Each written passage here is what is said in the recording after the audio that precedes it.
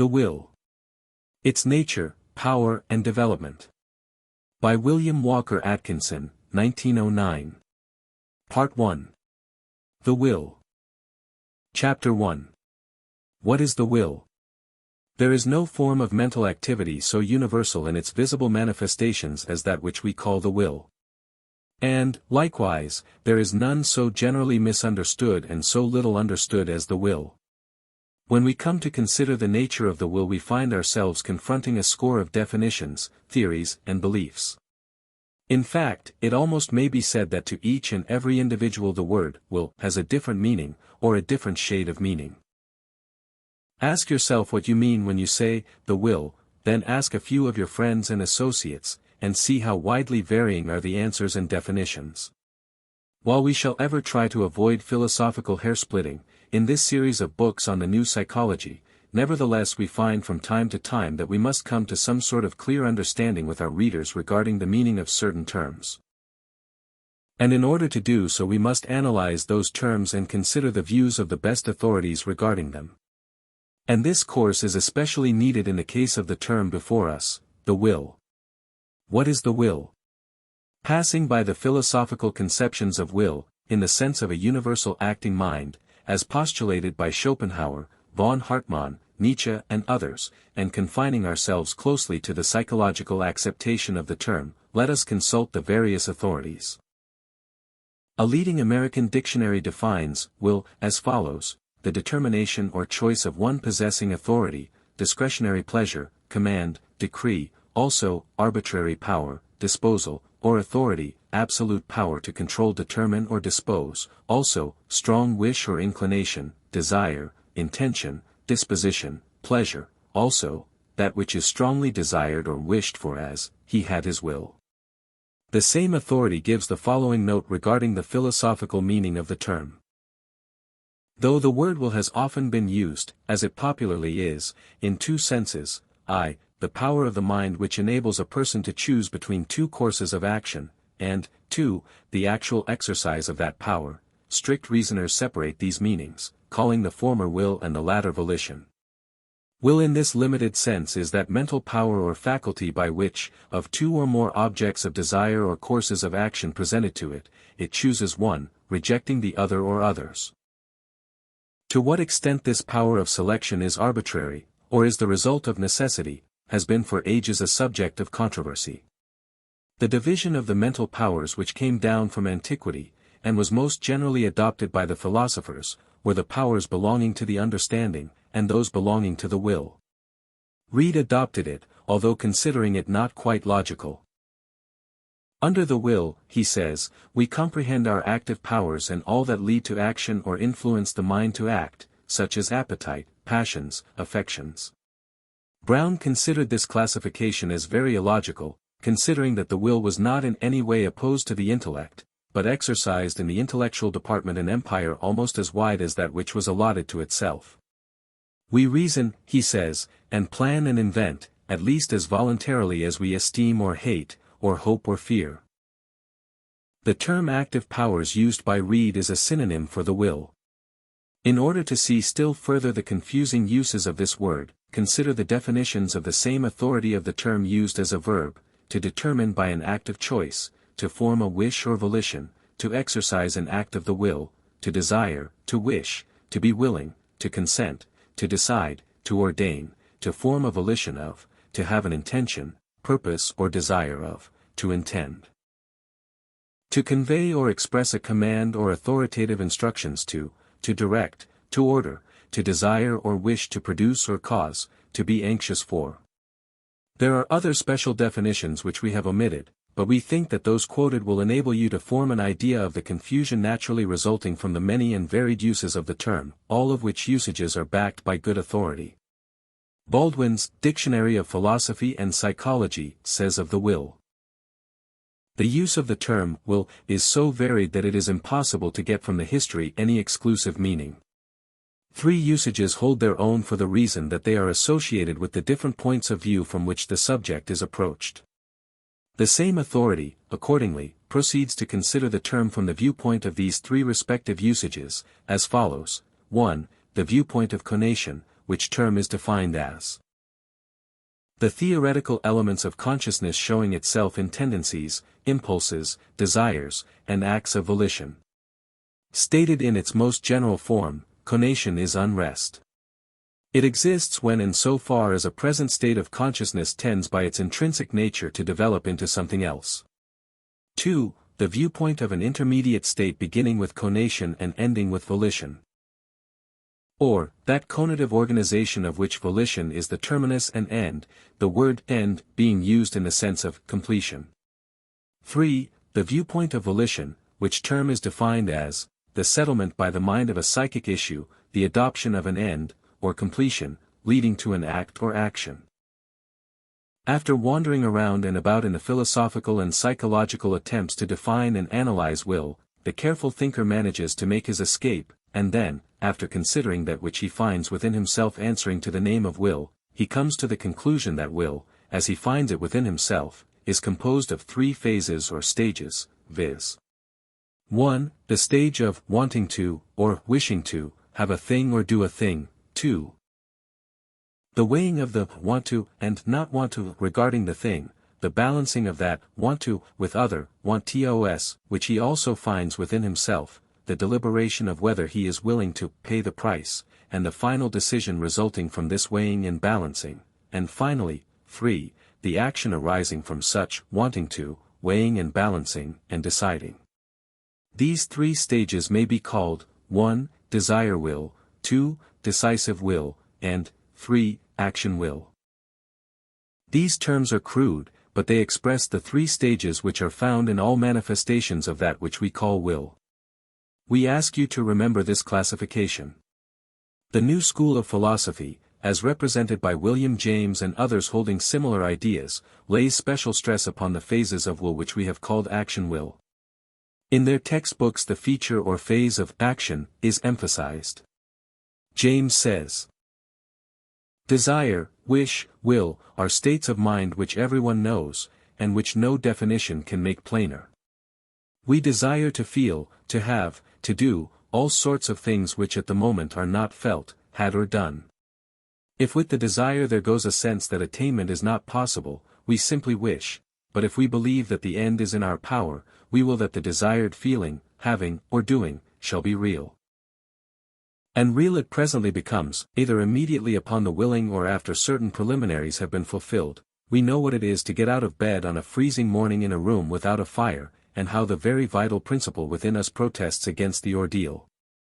Probably most persons have lain on certain mornings for an hour at a time unable to brace themselves to the resolve. We think how late we shall be, how the duties of the day will suffer, we say, I must get up. This is ignominious etc., but still the warm couch feels too delicious, the cold outside too cruel, and the resolution faints away and postpones itself again and again just as it seemed on the verge of bursting the resistance and passing over into the decisive act. Now how do we ever get up under such circumstances? If I may generalize from my experience, we more often than not get up without any struggle or decision at all. We suddenly find that we have got up. A fortunate lapse of consciousness occurs, we forget both the warmth and the cold, we fall into some reverie connected with the day's life, in the course of which the idea flashes across us, hello. I must lie here no longer, an idea which at that lucky instant awakens no contradictory or paralyzing suggestions, and consequently produces immediately its appropriate motor effect. It was our acute consciousness of both the warmth and the cold during the period of struggle, which paralyzed our activity then and kept our idea of rising in the condition of wish and not of will. The moment these inhibitory ideas ceased, the original idea exerted its effects. Halleck, following the same trend of thought, says, will concerns itself with action. The student must keep that fact before him, no matter how complex the process seems. We shall see that the will is restricted to certain kinds of action.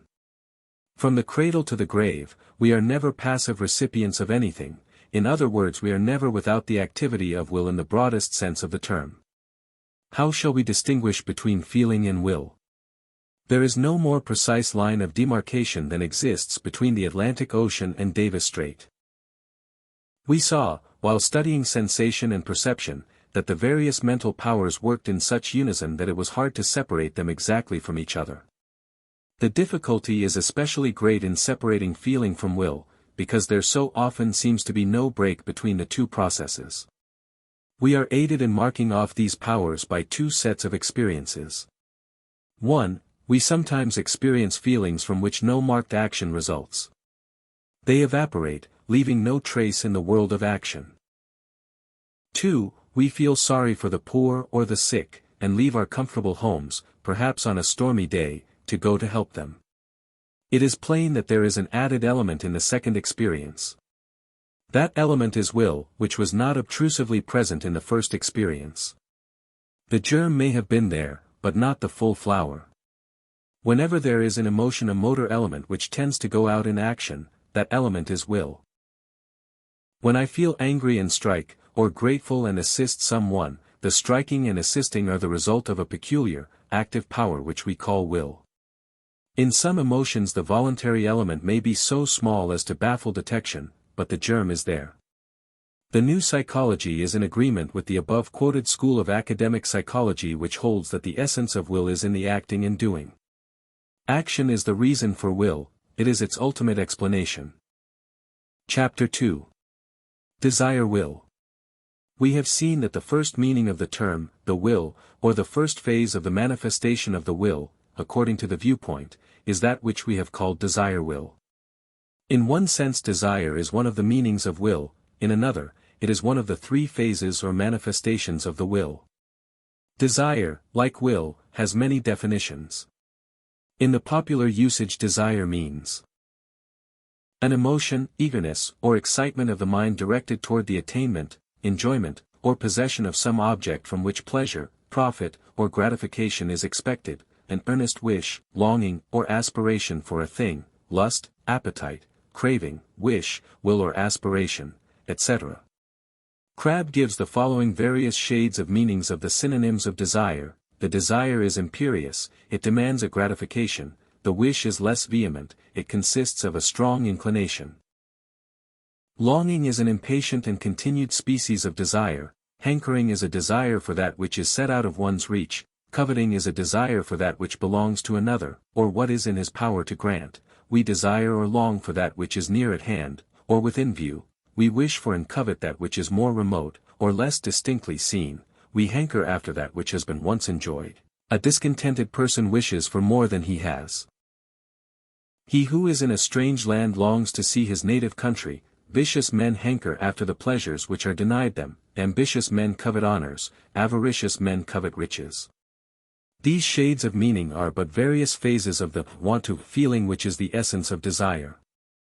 The word will is sometimes used to express desire in its phase of wish, pleasure, etc., it being said that he wills to do or have a thing in the sense of he wishes to have or do the thing. Or in the sense that it pleases him to have or do the thing. Likewise a very strong desire is often called will, probably because of its intensity and because the action of the will follows so closely upon the desire that the two seem to blend and become one. To outward appearances there is indeed very little distinction between a strong, ardent, active desire and the manifestation of the will, because the latter flows out in response to the former and seems to be a part of it rather than a resulting effect. It is often said of a person that he has had his will, meaning he has gratified his desire or want to. But a close analysis will always distinguish the two phases of desire-will and action-will in all manifestations of will, even if the intermediate phase, or decisive-will be not apparent.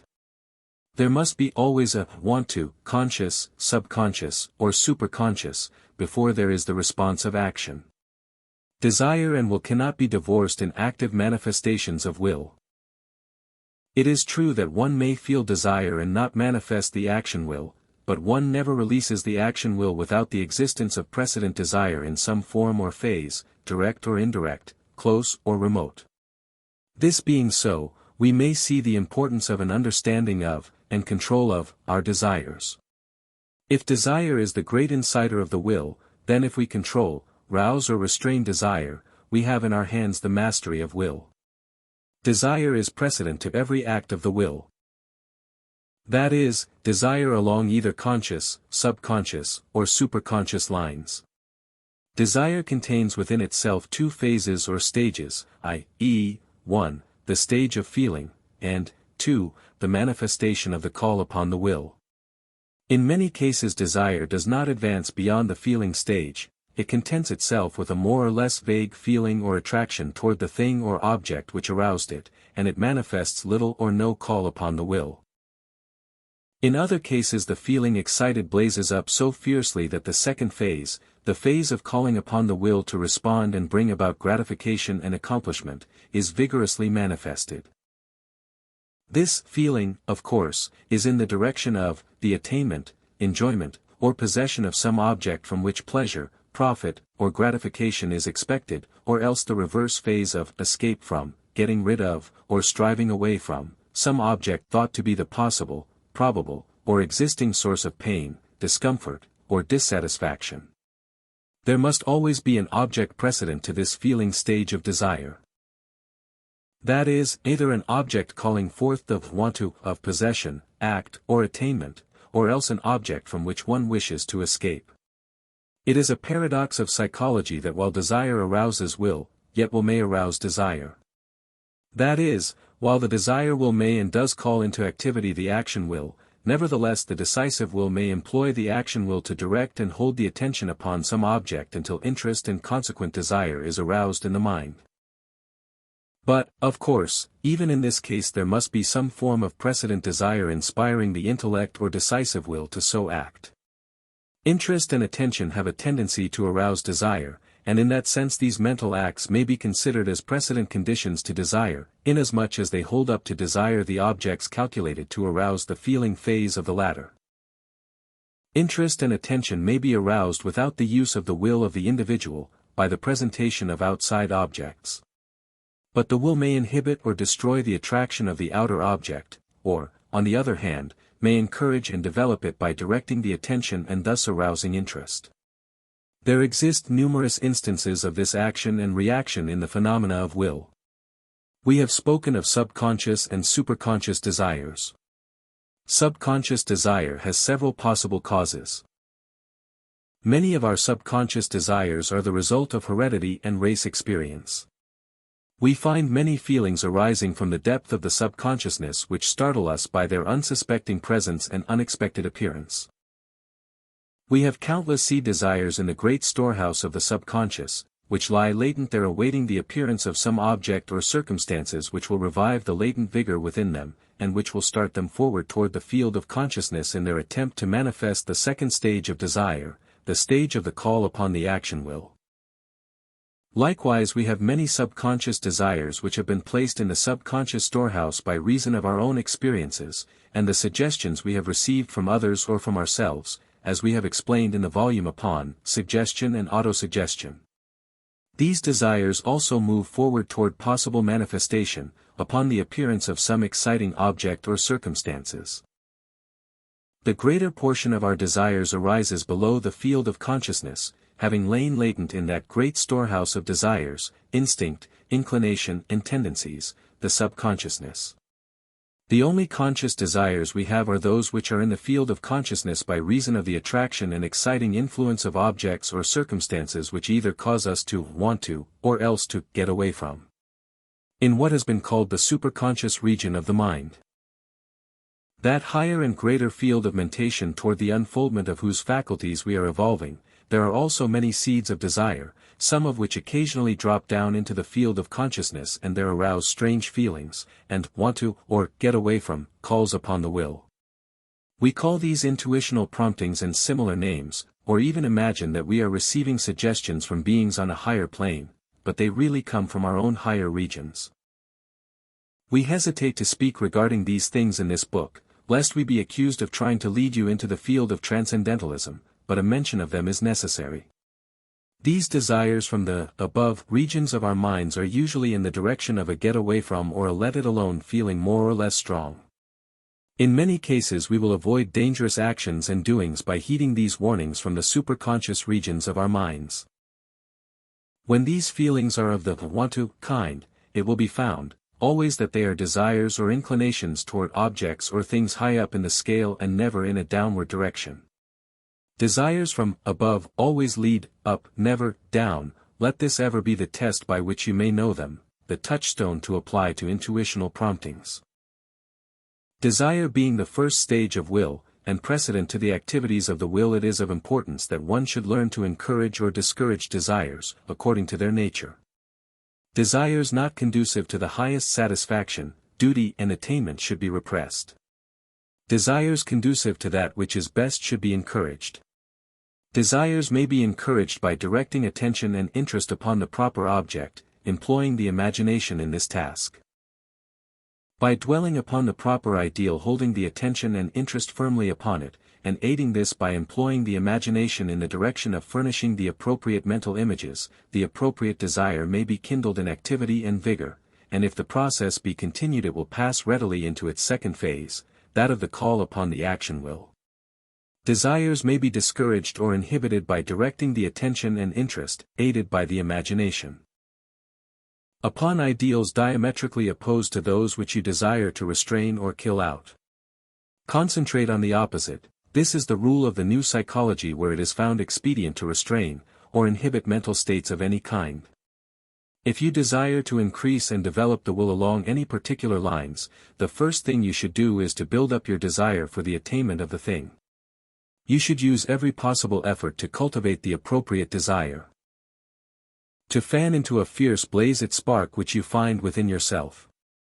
You should dwell upon it, and encourage it in every way. To get the benefit of the will, you must want to earnestly, actively, vigorously, constantly, persistently, want to, in a degree that will demand a response of the will, and which will brook no refusal. Such desire is the heat which produces the steam of the action will. Turn on your drafts and keep the fires of desire fiercely burning, if you wish to keep on a full head of steam, of will. Chapter 3. Decisive-Will. Passing from the consideration of the first phase of will, the phase which we have called Desire-Will, let us now turn our attention to the second phase, the phase which we have called Decisive-Will. It is this second phase of will which is included in that definition of will which states that will is the determination or choice of one possessing authority, discretionary pleasure, command decree. The power of mind which enables a person to choose between two courses of action, the faculty by which one determines by act of choice, the faculty by which one decides, the settlement by the mind of a psychic issue, the adoption of an end. As we have seen in a preceding chapter, this phase of will may be considered in two aspects: 1. Latent will, which consists of the power to choose or decide between conflicting motives or desires, and 2. Volition, which consists of the actual exercise of that power. The one is the possibility, the other the actuality, the one latency, the other activity. While this definition, usage and conception of the term is not the popular one, it is the one to which philosophy has held firmly, and around which has ever raged the conflict regarding the freedom of the will. And if we consider the matter carefully, we may see that the philosophers had good reason to assume that in this phase of the will, this intermediate phase, there was vested the secret of the will of man. In fact, it is through the gateway of this phase that we may hope to come to some sort of an understanding of the ultimate will, if at all. All this may seem somewhat tedious to those who have picked up this book hoping to arrive at what is to them the essence of the subject of will, how to develop a strong will and how to use it.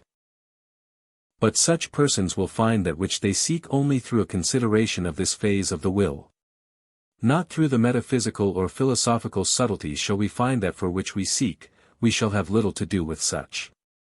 But through the insight which this phase gives us regarding the ego we shall finally find the path to power of will. Decisive will. What is meant by this term? The authorities define the word decisive as follows: having the power or attribute of deciding or determining, conclusive, final, irrevocable, unalterable, characterized by firmness, decision or resolution, that which decides. The word decide, in its original meaning, implied the act of cutting off or separation. In its ordinary sense it means to determine, settle, or to make up one's mind. The terms are generally in the sense of a mental settlement or conclusion of something under consideration. A setting aside of one thing as the proper one apart from the rejected ones. And in the power of the individual to intelligently set aside, select and determine, and then to maintain the decision, lies the strength of that individual's decisive will. In the lower forms of life, and in the cases of many men, there is but a limited use of this decisive will. The mind of such a creature or person has but little place for this faculty, if such it may be called. Desire usurps its place and the decision is made immediately, and on the spot, by the stronger or more pressing desire conquering the weaker ones, the survival in consciousness of the strongest desire. Intellect or reason plays but a small part in such decisions. The nearest and strongest desire always wins the day. The psychological axiom is that the degree of desire depends upon the amount of pleasure or pain connected with the idea. The lesser pleasure is sacrificed for the greater. The greater pain is discarded in favor of the lesser, according to the law which impels us, of two evils to choose the lesser. But the perspective of space and time distorts the relative importance of these desire motives. Nearness in time and space of the object of the desire causes that desire to seem larger than something of equal value further removed in space or time, and the desire takes its degree of strength from the apparent importance of its object. There is always the tendency to sell the birthright inheritance of the future, for the mess of pottage of the present, particularly if we happen to be very hungry. $1 today seems much more attractive than $2 a year hence. The so-called pleasures of youth are purchased at an exorbitant price, bearing usurious interest, to be paid at some time in the future, but many gladly pay the price, the nearness of the present desire dimming the larger value so far distant. A penny held close to the eye will seem larger than the full moon. And so while it is true, as a general proposition, that the strongest desire wins, still the element of perspective and experience has much to do with the element of strength of desires. And here is one of the ways in which the decisive will operates. But, you may object, is not this decisive will only the faculty of intellectual deliberation, instead of a phase of will? The question is proper, the distinction a nice one. It is true that the intellect does play an important part in the decision, the will uses it for that purpose. The will experiences the feeling of need to decide, and it summons the intellect to assist in the deliberation. The will calls upon the imagination, and memory as well, and summons from the latter the record of past impressions stored away in its depths, using the imagination to picture the possible application of these experiences in the present and future.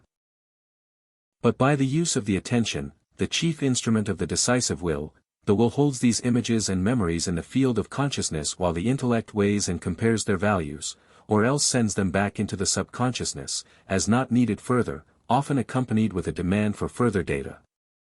If decisive will be absent, the desire will passes at once into action will, according to the desire of the moment. The whole operation is that which we style impulse.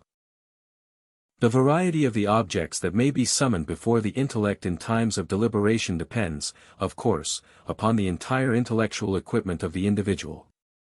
His decision depends upon his ability to weigh, measure and compare. But the final decision is vested in the decisive will, the judge upon the mental bench, representing His Majesty yourself, or the I. Many men of fine intellectual equipment and fine sense of discrimination, lack that peculiar something which enables others to make up their minds. This, making up of the mind, is the final step of deliberation, and often the most difficult one. It is distinctively an act of the will.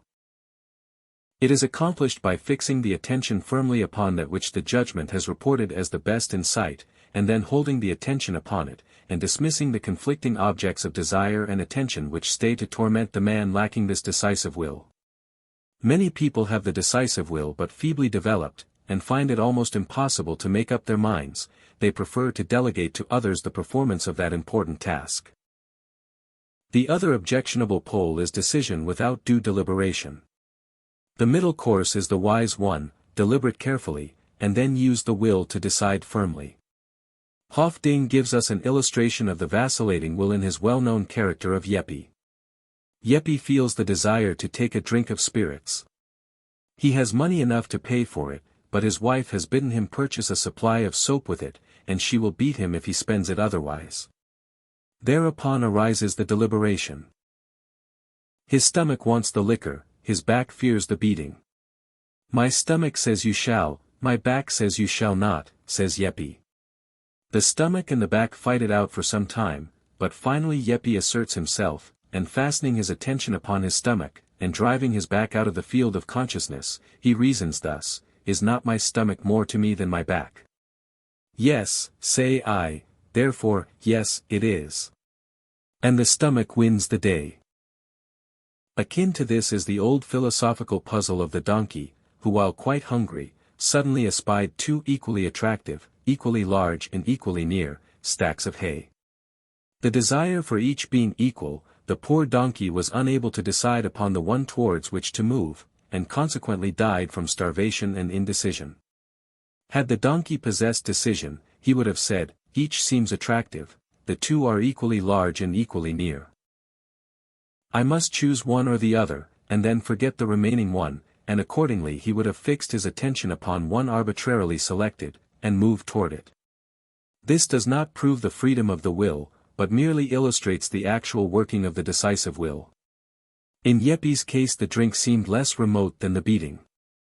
Had he seen his wife in the distance, or another woman with a club in her hand, the perspective would have changed, and the back would have won the day. The decisive will uses the faculty of attention as its important instrument. In the same way it is able to withdraw the attention from objects and ideas calculated to interfere with the chosen course. This latter is called inhibition and is distinctly an act of the will. Combining voluntary attention and voluntary inhibition, we have that process of the mind which we call concentration, which is a mark of the man of the strong will, in all walks of life.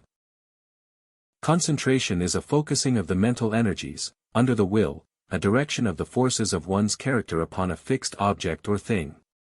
Genius is made up largely of concentration. So we have seen the part played by the decisive will, which is the intermediate stage of will, which comes in between desire will and action will. We shall have much to do with decisive will and its attributes, in this book, so we may dismiss it for the present and pass on to the consideration of will in action. Chapter 4. Action Will. Having considered the first two phases of will, known as desire will and decisive will, respectively, let us proceed to a consideration of the third phase which we have called action will. This phase of will may be called the dynamic phase or aspect. The authorities tell us that will concerns itself with action, first, last and all the time. In action lies the willness of will. We may desire to have or to do a thing very much. We may even decide to have or to do the thing, and to perform the acts leading to the having or doing, but unless the desire and decision spring into action, or unless the spring of the action will is released, there is lacking the full manifestation of will. The essence of will lies in the actual doing. The mental attitude of the man of will is represented by his conscious feeling of, I do. Not alone that he desires to do, or that he has decided to do, but that he actually does. The textbooks on psychology devote much space and attention to the subject of reflex actions, impulsive actions, instinctive actions, and other non-deliberative actions of the will. These phases of the general subject are very interesting to the scientific student of psychology, but we feel that they may be passed over with bare mention in this book, which is chiefly devoted to the development and scientific use of the will by the individual in his everyday life. It is interesting to know why we are violently moved by reflex action when we are tickled in the ribs, and why the headless frog raises its hind foot to brush the needle pricking its side, and why we act instinctively or impulsively in certain cases, but these things have very little to do with the training, exercise, and development of that which men call willpower and the intelligent and purposeful use of the will.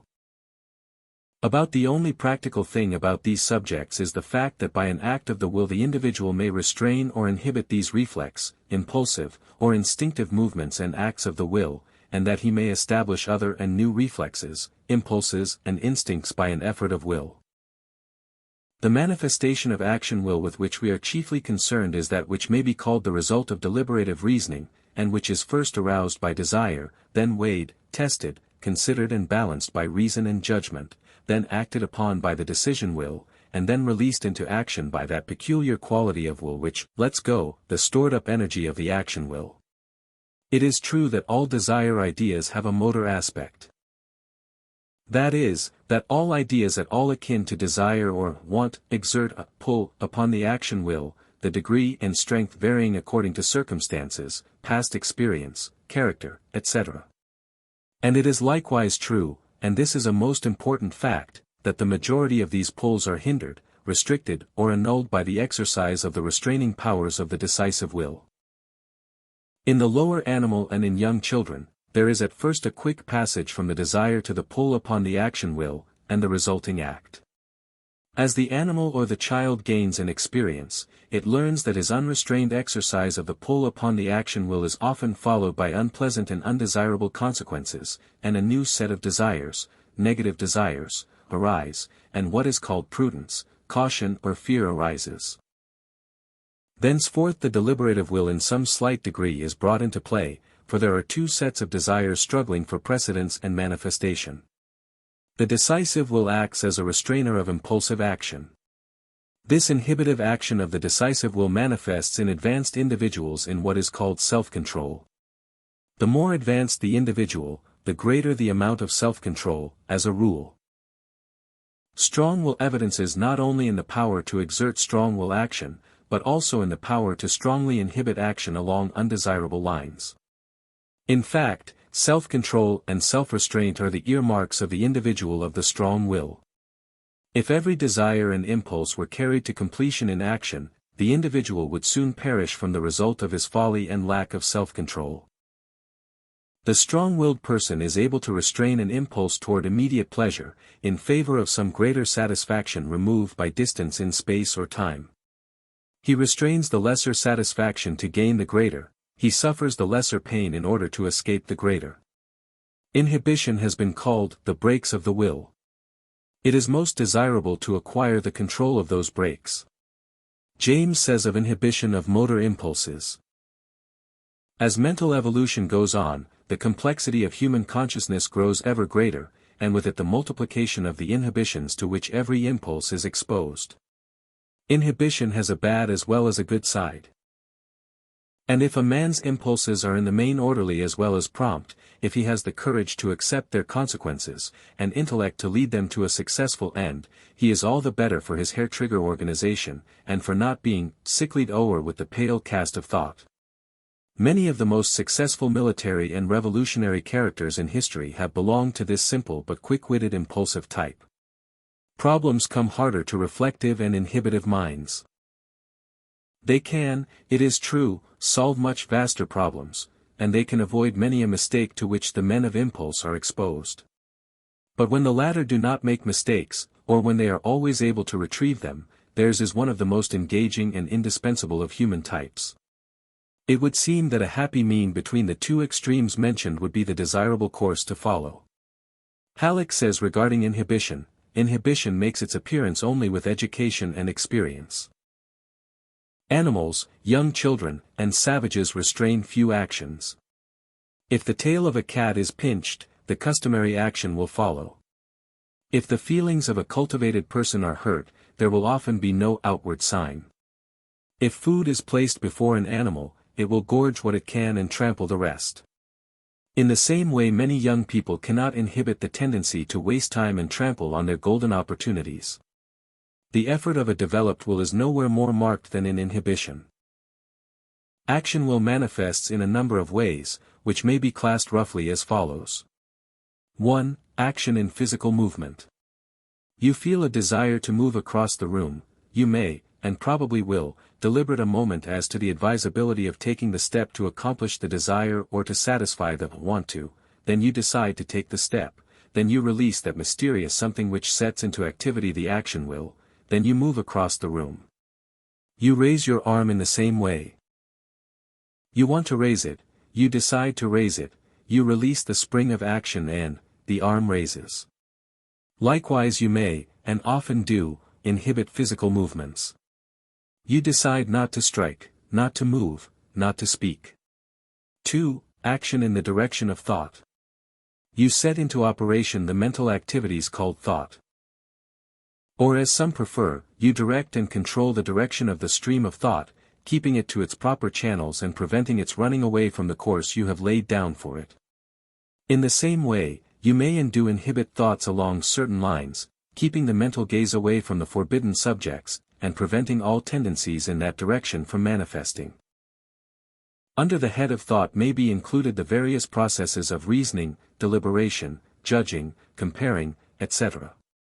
3. Action in the exercise of attention. You use the will in turning the attention upon any object either in the mind or in the outside world, and in holding it there. This is one of the most important manifestations of the action will. In a high degree it is called concentration, which is possessed in a high degree by all successful men. 4. Action in the exercise of memory, or in recalling the stored away records of past impressions. This manifestation sets into motion various subconscious mental activities, such as association, etc., which are described in our work on the memory, and need not be dwelt upon here. 5. Action upon the subconscious mentative faculties. This class of activity of the action will is scarcely recognized by the orthodox psychologists, but forms an important part of the practical instruction of the new psychology. It opens out an entirely new field of mentation, the limits of which have not been defined as yet. 6. Action in the direction of exciting or repressing desire, the emotions, feelings, etc. This is a phase of action will which is employed by successful men. While the untrained nature allows desire, feelings, and emotions to run away with it, the trained individual masters them, and either arouses them in order to fan the flame of action, or restrains or inhibits them in order to give freer and broader play to the more advantageous ones. 7. Action in the direction of exerting that peculiar influence of the will power upon persons, things, circumstances, and conditions, which power is recognized by all persons as existing and being in full operation, but which is studiously ignored by the orthodox teachers of psychology in their textbooks. While ignored in the academic schools, this phase of will is taught forcibly in the Great School of Experience, and postgraduate courses are given in the University of Hard Knocks.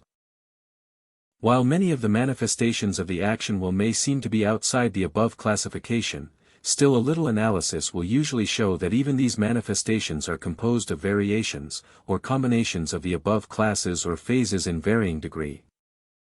Chapter 5. The Ultimate Will.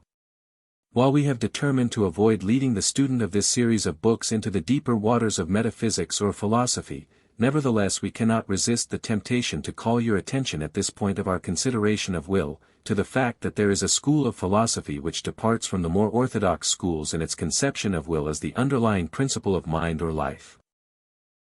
The more orthodox schools of philosophy, if such a term may be used in this connection, postulate the existence of reason or intelligence as the fundamental and basic something under and behind the phenomena of being.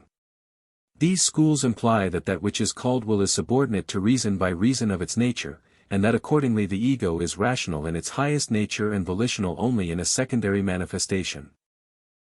The heterodox school of philosophy referred to, is known as the school of voluntarism and holds that being is, in its inmost nature, will, that reason and intellect have been evolved from will in order to enable it to manifest and act. Consequently, that the ego is volitional in its inner nature, and reason and intellect are used by it in order that its will may manifest itself. This school offers as proof of the idea, the fact that will precedes intellect in the scale of life and is found in full force in life from its beginning, that while intellect and reason decrease and become weaker as we descend the scale of life, will maintains its strength and importance, and is therefore the basic and fundamental reality. This school holds that the purpose of intellect and reason in life is simply to fill its place in that phase of will which we have called Decisive-Will. That is to enable the will to discriminate between its different desires, objects of desire, etc. We shall not pursue the argument further, we simply desire to acquaint you with the existence of this philosophic idea. Leaving the philosophers to wrangle and decide to their own satisfaction their conflicting views regarding the respective supremacy of intellect or will, a conflict in which we have no occasion to participate, at this place at any rate. We are nevertheless forced to admit that will occupies a place very near indeed to the throne of being within the ego. We find persons of very limited intellect exercising a great degree of desire and will, that is desire-will and the action-will in response thereto. We find this in infants and very young children, as well. They know what they want, and they want it when they want it. And they strive in every way to exert the phase of action-will in the direction of getting that which they want. The only thing that is absent is that discriminating, weighing, balancing, something that we have called decisive will, which is an attribute of intellect. Not that the unreasoning child or adult does not choose, in some sense of the term, not that there is an entire absence of decisive will, not at all. On the contrary, in such cases there is but little hesitation between the choice of motives, desires, or objects. The choice is almost automatic in nature, almost a reflex. This is because the choice and its objects happen to be simple. It is only the reasoning mind which is able to perceive the complexity of choice which does not exist for the unreasoning mind. With the latter it is a matter of instinct. The will wants what it wants most of two or more things, and proceeds to do or get that which is in accordance therewith. The intellect weighs the consequences, and indirect benefits or harm, and accordingly bases its action upon these things, with the result that it inhibits action upon the desire or wish. But in any and all of these cases, it may be seen that will is present and in operation, even though intellect be absent or almost so. Will lies very close indeed to the center of self. It does not need any particular philosophical theory to prove this to us. In fact, a little close self-analysis shows us that in each of us, in us who are considering this question as writer and readers, will is so closely bound up with the ego that it is most difficult, some say impossible, for us to divorce the two, or to distinguish between them. Let us see whether this be true. Let us enter into a little self-analysis, or mental exploration. In the first place, we find that we can divorce the I from the feeling of desire, or the stage of desire-will.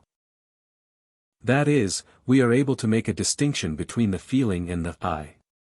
We may see, realize and say that, I feel, I desire, I want, etc. We will find that this desire or feeling is something happening to us, but is not exactly the self. In fact, we can repress the feeling or cause it to appear, by the use of the will upon the imagination. So, if we take the trouble we are able to distinguish between the feeling and the feeler, the two may be divorced. Then, proceeding to the decisive will stage, when the reason is used, we can likewise distinguish between the I and the thought or idea, between the thought and the thinker. We realize that by an act of will we may turn our attention this way and that way, may use our intellect in this direction and that, may summon up ideas, thoughts, reasons, etc. The distinction and divorce is possible in this second phase, as in the first. But when we come to the third phase, we experience a new difficulty. We find that we cannot employ the action will in any way whatsoever without involving the I.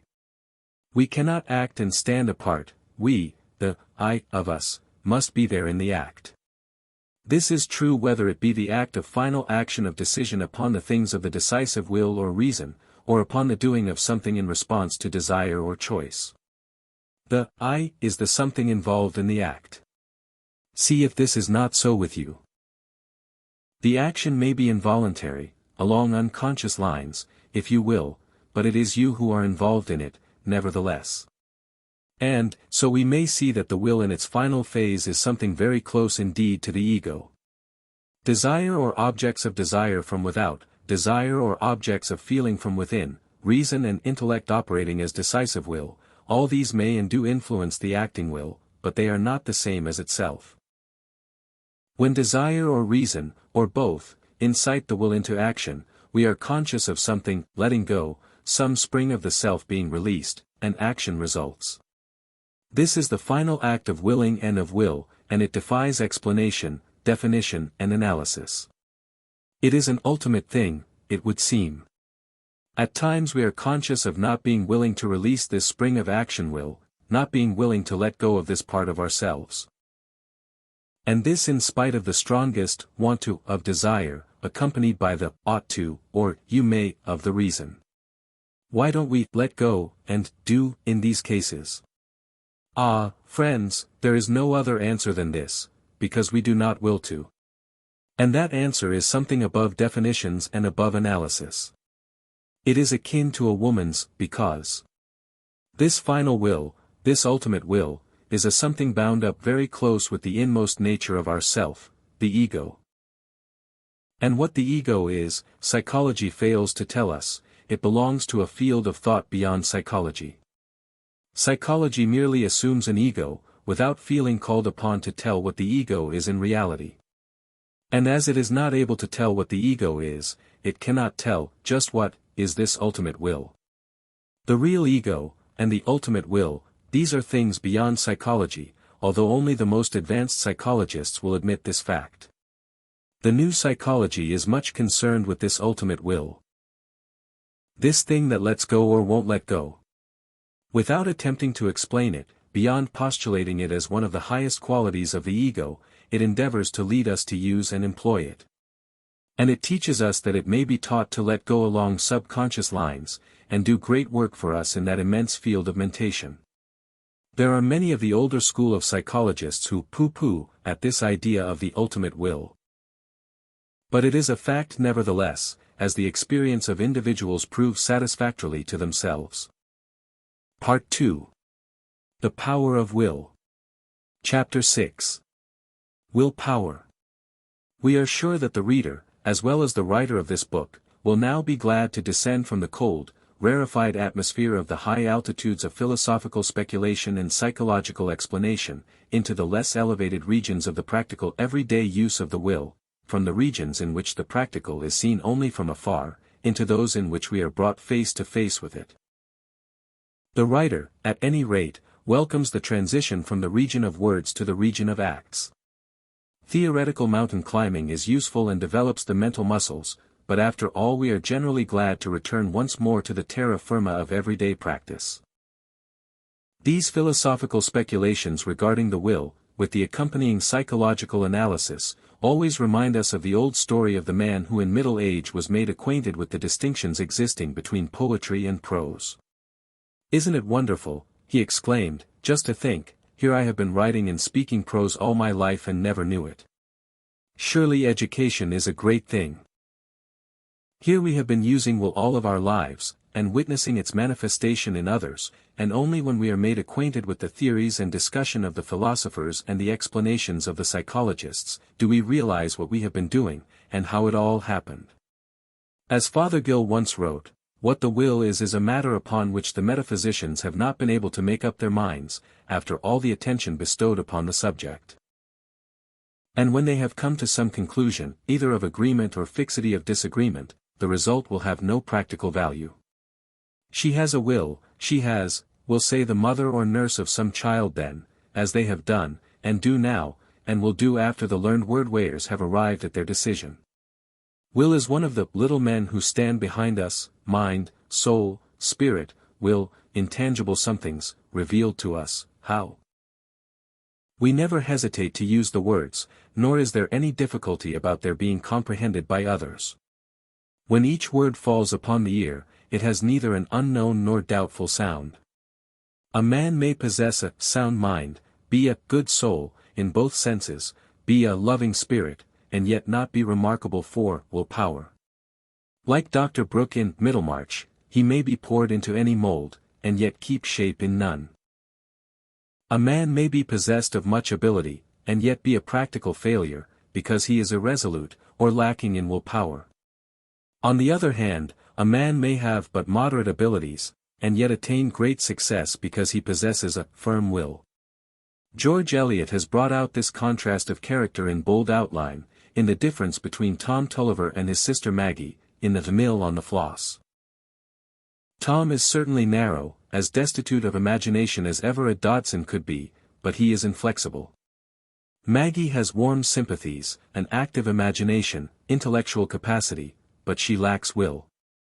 It may be impossible to define this will, but we understand what we mean by it when we speak of its presence or its absence. The majority of us will agree with the above authority in his assertion that although willpower may be most difficult to explain or define, yet it undoubtedly exists in different degrees of manifestation, and is readily recognized and its effects understood. It is a strange and curious fact that this popular understanding and usage of the terms will and willpower are not recognized by the dictionary makers, who adhere to the academic usages and definitions. One may search the dictionary in vain for a definition or explanation of this popular conception and use of the term will.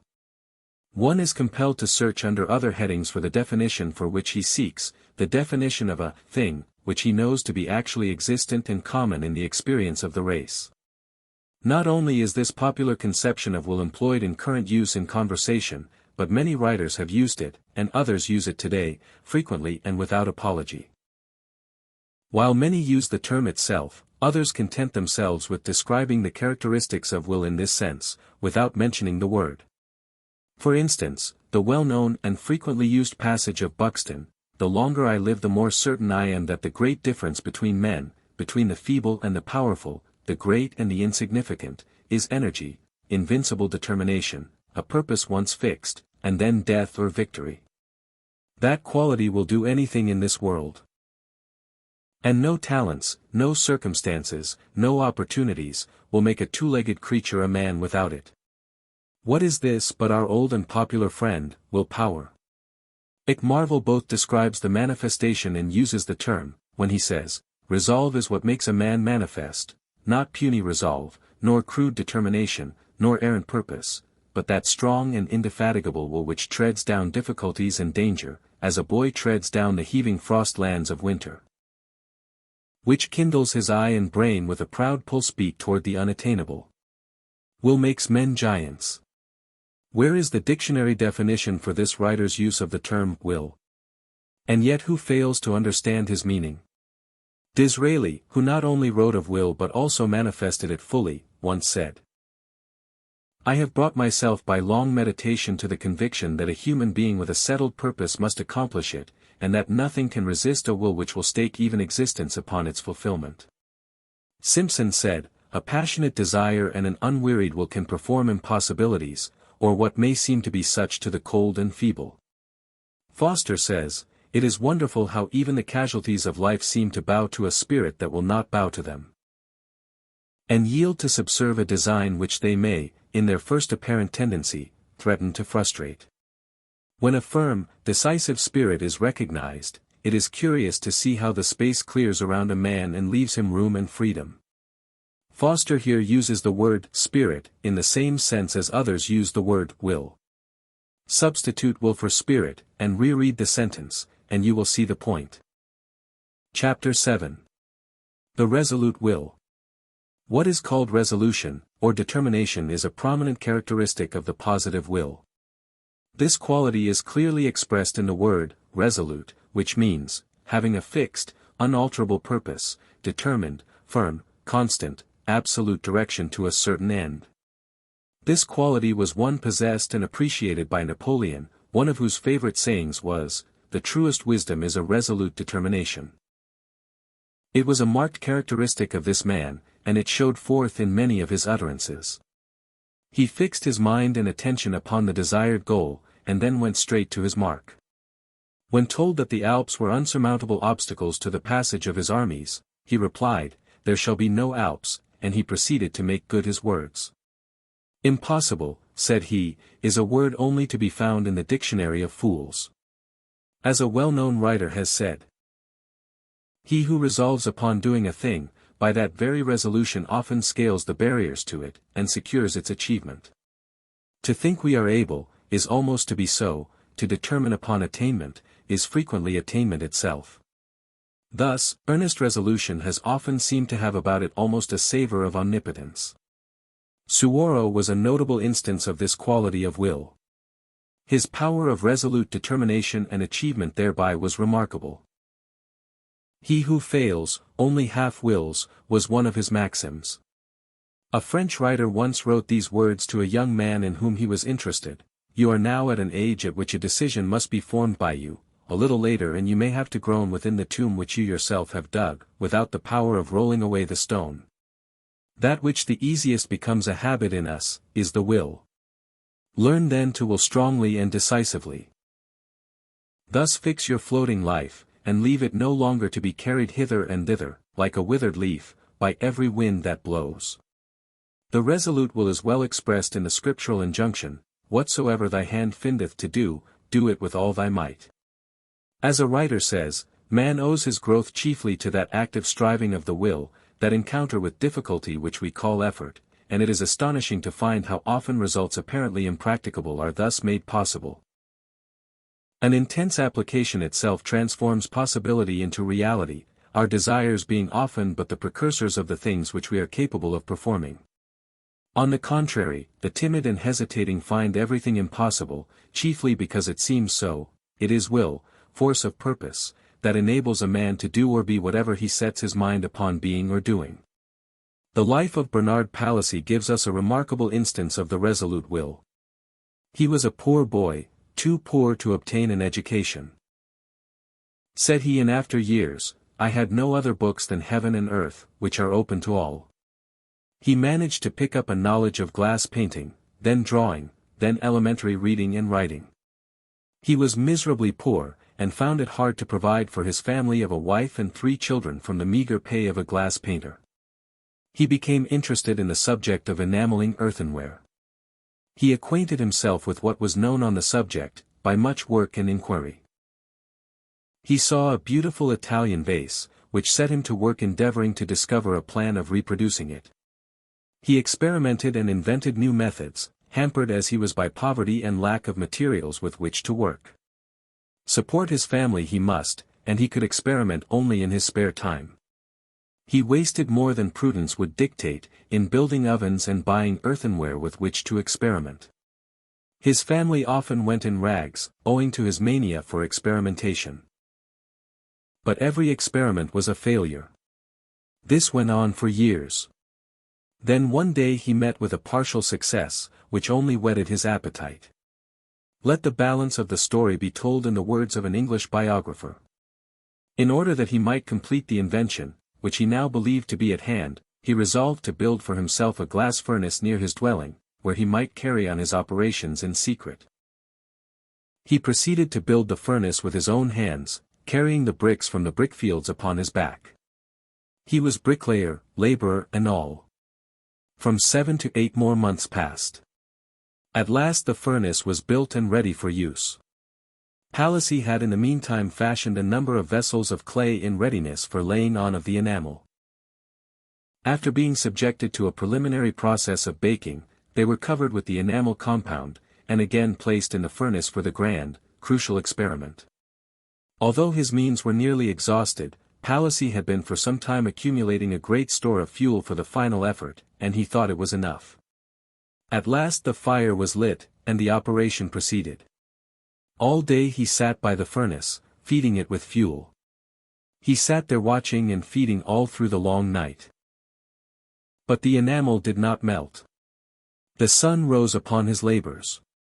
His wife brought him a portion of the scanty morning meal, for he would not stir from the furnace, into which he continued from time to time to heave more fuel. The second day passed, and still the enamel did not melt. The sun set, and another night passed. The pale, haggard, unshorn, baffled yet not beaten Palissy sat by his furnace eagerly looking for the melting of the enamel. A third day and night passed. A fourth, a fifth, and even a sixth, yes, for 6 long days and nights did the unconquerable Palissy watch and toil, fighting against hope, and still the enamel would not melt. It then occurred to him that there might be some defect in the materials for the enamel, perhaps something wanting in the flux, so he set to work to pound and compound fresh materials for a new experiment. Thus 2 or 3 more weeks passed. But how to buy more pots? For those which he had made with his own hands for the purpose of the first experiment were by long baking irretrievably spoiled for the purpose of a second. His money was now all spent, but he could borrow. His character was still good, though his wife and neighbors thought him foolishly wasting his means in futile experiments. Nevertheless he succeeded. He borrowed sufficient from a friend to enable him to buy more fuel and more pots, and he was again ready for a further experiment. The pots were covered with the new compound, placed in the furnace, and the fire was again lit. It was the last and most desperate experiment of the whole. The fire blazed up, the heat became intense, but still the enamel did not melt. The fuel began to run short. How to keep up the fire? There were the garden palings, these would burn. They must be sacrificed rather than that the great experiment should fail. The garden palings were pulled up and cast into the furnace. They were burnt in vain. The enamel had not yet melted. 10 minutes more heat might do it. Fuel must be had at whatever cost. There remained the household furniture and shelving. A crashing noise was heard in the house, and amid the screams of his wife and children, who feared that Palissy's reason was giving way, the tables were seized, broken up, and heaved into the furnace. The enamel had not melted yet. There remained the shelving. Another noise of the wrenching of timber was heard within the house, and the shelves were torn down and hurled after the furniture into the fire.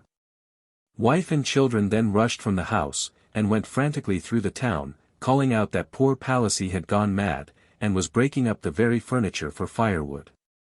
For an entire month his shirt had not been off his back, and he was utterly worn out, wasted with toil, anxiety, watching and want of food.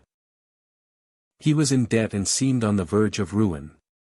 But he had at length mastered the secret, for the last great burst of heat had melted the enamel. The common brown household jars, when taken out of the furnace after it had become cool, were found covered with a white glaze. For this he could endure reproach, contumely and scorn, and wait patiently for the opportunity of putting his discovery into practice as better days came around. But this ended but one period of struggle. Another was before him. Having discovered the enamel, he must now perfect plans to make the ware. He had no money. On one occasion he had to take clothes from his back to pay a helping potter. His new furnaces cracked, and years were spent in perfecting new ones. His family and friends continued their reproaches. He grew thin and haggard, his calves shrunk so that his garters would no longer hold up his stockings, but would slip down around his ankles. Often he was compelled to relinquish his labors, in order to provide bread for his family. Though it had cost him 10 years' time to discover the enamel, it cost him 8 years more to perfect plans for making his new ware. In after years he told the tale in these words: "Nevertheless hope continued to inspire me, and I held on manfully. Sometimes when visitors called, I entertained them pleasantly, while I was really sad at heart. Worst of all the sufferings I had to endure were the mockeries and persecutions of those of my own household, who were so unreasonable as to expect me to execute work without the means of doing so. For years my furnaces were without any covering or protection, and while attending them I have been for nights at the mercy of the wind and rain, without help or consolation, save it might be the wailing of cats on the one side and the howling of dogs on the other. Sometimes the tempest would beat so furiously against the furnaces that I was compelled to leave them and seek shelter within doors. Drenched by rain, and in no better plight than if I had been dragged through mire, I have gone to lie down at midnight or at daybreak, stumbling into the house without a light and reeling from one side to another as if I had been drunken, but really weary with watching and filled with sorrow at the loss of my labor after such long toiling. But alas! My house proved no refuge, for drenched and besmeared as I was, I found in my chamber a second persecution worse than the first, which makes me even now marvel that I was not utterly consumed by my many sorrows. But this man, this embodied resolute will, finally won success and wealth. Specimens of his were now command fabulous prices, and are regarded as akin to gems. He became royal potter of France, and was lodged in the Tuileries. Fate could not dominate a will like his. His was the will which makes its own fate. When you wish a symbol of the resolute will, think of Bernard Palissy. The poet sings: "The star of the unconquered will, he rises in my breast, serene and resolute and still, and calm and self-possessed." John Stuart Mill said, "A character is a completely fashioned will." Sherman said, "It is impossible to look into the conditions under which the battle of life is being fought, without perceiving how much really depends upon the extent to which the will power is cultivated, strengthened, and made operative in right directions." Another writer has said, "He who is silent is forgotten, he who does not advance falls back, he who stops is overwhelmed, distanced, crushed, he who ceases to become greater, becomes smaller, he who leaves off gives up." The stationary is the beginning of the end, it precedes death. To live is to achieve, to will without ceasing. Munger has written, "A strong defiant purpose is many-handed and lays hold of whatever is near that can serve it, it has a magnetic power that draws to itself whatever is kindred." What is this strong, defiant purpose, but that which we call will? And what is this next admonition but a call to will? Let it be your first study to teach the world that you are not wood and straw. That there is some iron in you. Martin says, energy of will, self-originating force, is the soul of every great character. Where it is, there is life; where it is not, there is faintness, helplessness and despondency. The achievements of will power are almost beyond computation. Scarcely anything seems impossible to the man who can will strongly enough and long enough.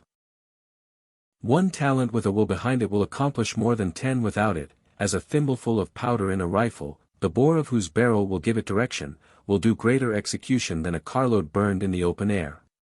Tennyson wrote, "Oh well for him whose will is strong." Emerson said, "We go forth austere, dedicated, believing in the iron links of destiny, and will not turn on our heels to save our lives." A book, a bust, or only the sound of a name shoots a spark through the nerves, and we suddenly believe in will. We cannot hear of personal vigor of any kind, great power of performance, without fresh resolution.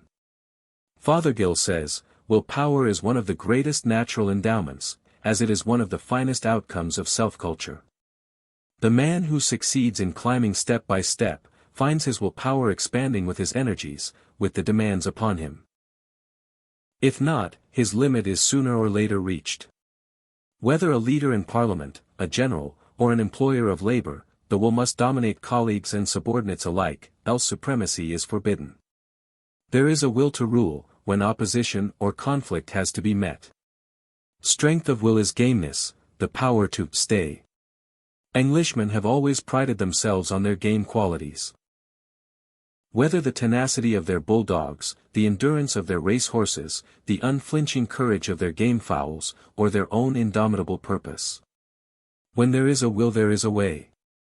The way may be long hidden from sight, hard to find, thorny to travel, beset with quagmires or boulders, long and wearisome, seemingly endless, but on it the traveler goes with unshaken resolution, to success at last.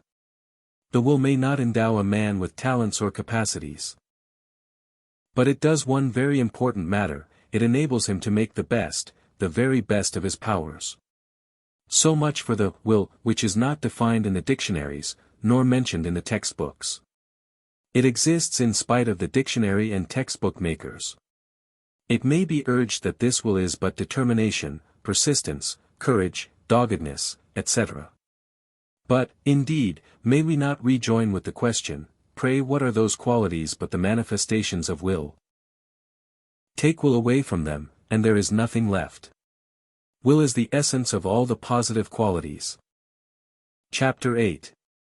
The persistent will. One of the characteristics of the positive will is its quality of persistence, that quality which manifests in steadfastness, firmness, and constancy in carrying out and pursuing the design, business, or course commenced or undertaken, perseverance in the face of obstacles and discouragements, steadfastness and determination in the face of opposition or hindrance.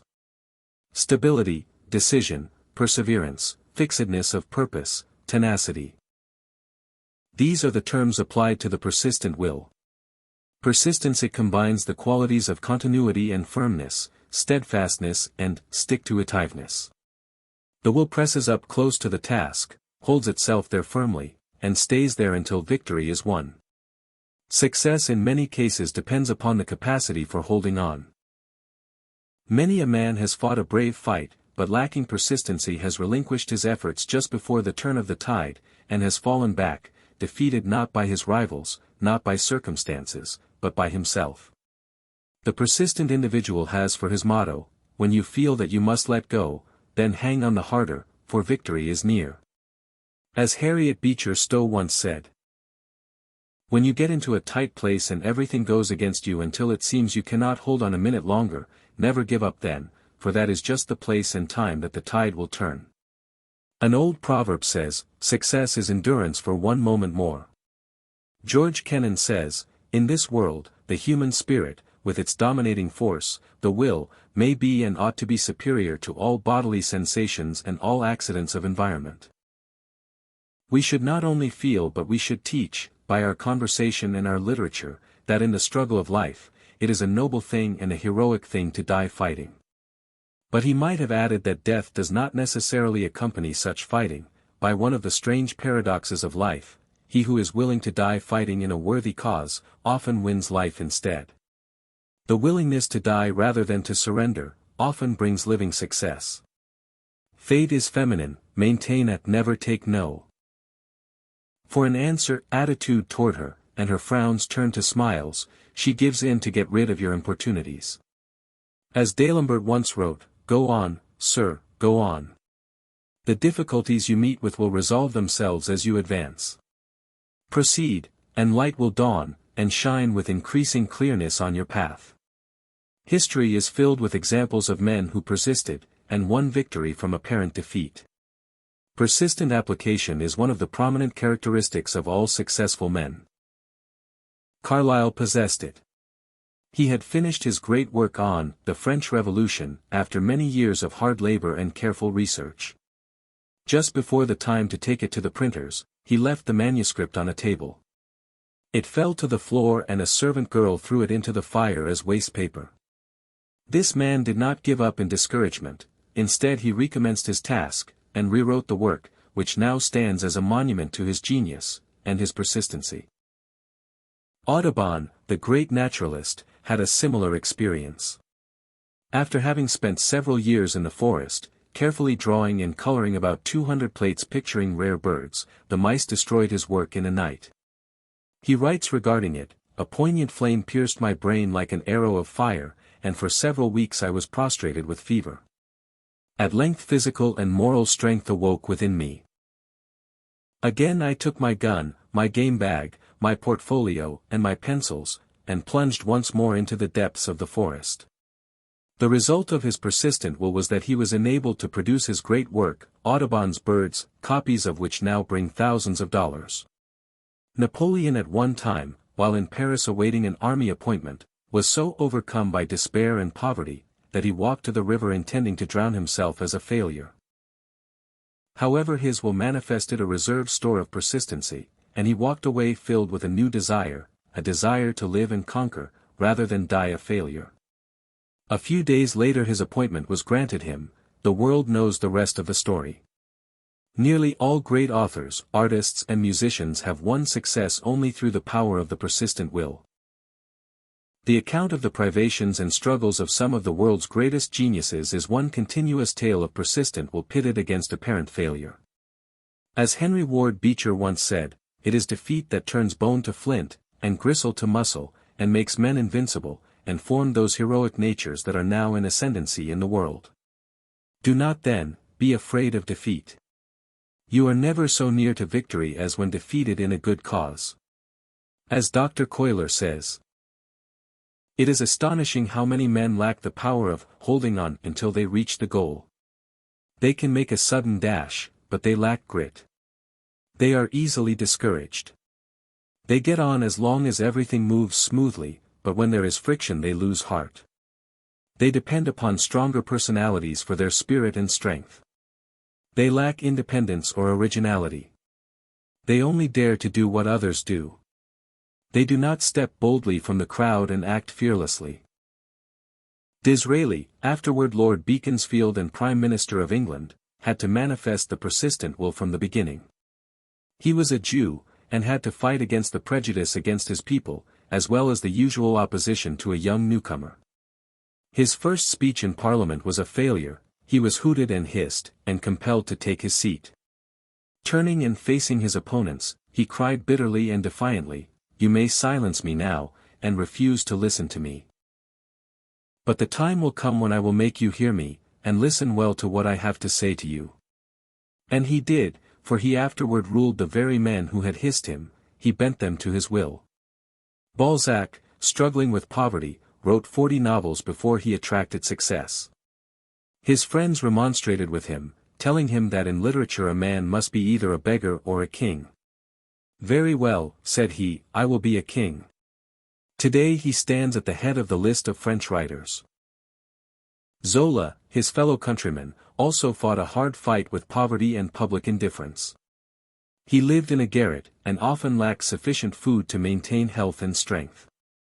He says of this period of his life, "Often I went hungry for so long, that it seemed as if I must die.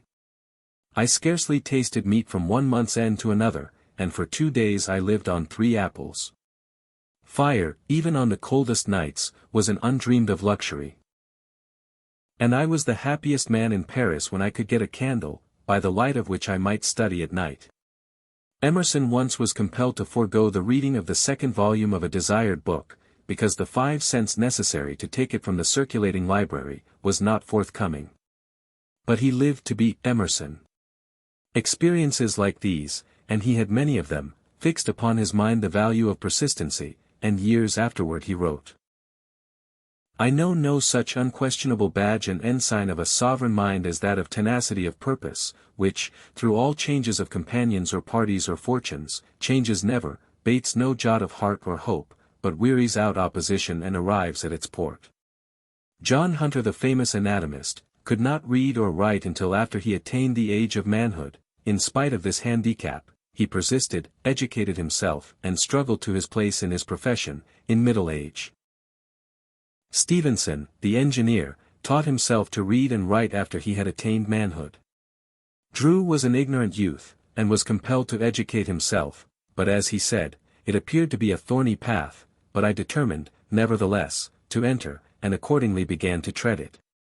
"Genius is patience," said Sir Humphrey Davis. "What I am I have made myself by persistency." Many a successful man has attained the coveted prize only when middle age has been attained, or even after. The weaklings drop out of the race, the persistent ones stay in till the finish. Many a successful man is a winter apple. John Hunter said, "Is there one whom difficulties dishearten, who bend to the storm? He will do little. Is there one who will conquer? That kind of man never fails." Fothergill tells the following story of a successful man. The story of Richard Arkwright, the cotton spinner, is a most instructive one. He never went to school, and was apprenticed to a barber and wigmaker. Wigmaking went out of fashion, and shaving alone was a poor affair. But Arkwright, while he shaved, toiled away at the idea of a spinning machine until he was in great poverty. Nevertheless he held on to his idea, and turned his mind to clockmaking. At last he got the invention patented, and after unending toil he perfected it, only to find the mob rise against him as the inventor of a labor-saving machine. Then the manufacturers turned against him, and would not buy his machines, after that using his invention but refusing to pay the patent right. Nevertheless, Arkwright persevered, and beat every combination against him. At 50 years he studied the English grammar in order to speak more correctly, became High Sheriff for Derbyshire, and was knighted before he died. Nothing could stop him. But the difficulties he had to surmount would have been too great, too numerous, for a man of less resolute will. "It's dogged as does it," as the Yorkshireman said. It is this determinant, persistent, relentless, steadfast holding on and sticking to it that wins the day in many a hard-fought battle. It was said of a famous general that he was a fool who never knew he was licked, and who consequently held on until he wore out the enemy and won the final victory. It is the final victory that counts. 1,000 failures are forgiven and forgotten to him who wins the final decisive struggle. Read the lives of the men and women who have made good, and see how they have held on against overwhelming odds, and in face of repeated apparent defeats. Run over the list: Cyrus Field, Thomas A. Edison, Richard Burton, S. F. B. Morse, Francis Willard, and the rest.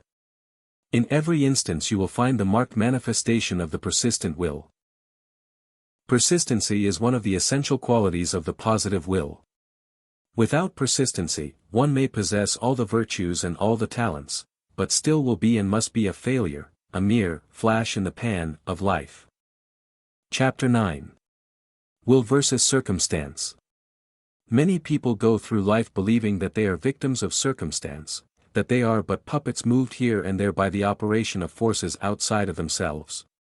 This is but a one-sided view of the operation of the laws of life. While it is true that circumstances do play an important part in the complicated activities of life, yet it must never be forgotten that each individual has that within himself which enables him to counteract and neutralize that which we call circumstance, to a greater or lesser degree. Life is not merely the effect of outside causes operating to determine our activities. Instead, it may be thought of as the inward something ever pressing forward for expression, and modifying, as well as being modified by the outside circumstance. There is always this twofold operation in the activities of life. While it is fanatical to hold that circumstance plays no part at all in our lives, it is just as fanatical to hold that we are absolutely ruled by circumstance. This something within which modifies, neutralizes and transmutes circumstances in accordance with our desires and aims, is the positive will. Men of the positive will do not fold their hands and bow their heads in submission to the every effect and manifestation of circumstance. On the contrary, they endeavor to counteract its effects, and even to turn them to account. The negative will throws up its hands in defeat, when circumstance opposes it and blocks its way. The positive will, after finding that it cannot move the obstacle of circumstance from its path, then endeavors to go around, over, or under the obstruction, and usually succeeds. Positive will does not manifest in the beating of one's head against the stone wall of circumstance, but instead it manifests its pliability in adjusting itself to the new conditions, and in overcoming them by a change of detail, while adhering to the one general plan of campaign. Napoleon was once confronted by an apparently insurmountable obstacle in the shape of a swollen river on the other side of which rested the Austrian army. It was impossible to cross the raging stream in the face of the enemy's fire, and an ordinary commander would have given up the attempt. But to postpone the attack would mean to give the enemy time to gain strength by reinforcements, which would have been fatal to Napoleon's plans. So the Corsican followed the idea of the steel will, instead of the iron will. Iron breaks when it meets sufficient resistance, while steel bends for the moment, only to spring back into its original shape after the pressure is removed. And so Napoleon showed that his character was as fine steel as that of the Damascus blade. At nightfall both armies rested, the campfires of each burning on the two sides of the river. The Austrians knew that Napoleon would never attempt to cross the stream during the night, but to make sure they posted guards, and had their guns well trained in the river bank. All night long the Austrians slept, and the guards saw no movement in Napoleon's camp. His campfires burned brightly, and his army was also apparently asleep. But about the break of dawn the Austrians heard the boom of cannon on both sides of them, and in their rear, their bugles sounded the alarm. But too late, for they were overwhelmed by the rush of the French army. They were sent in a panic of retreat down the river, pursued by the victorious Frenchmen.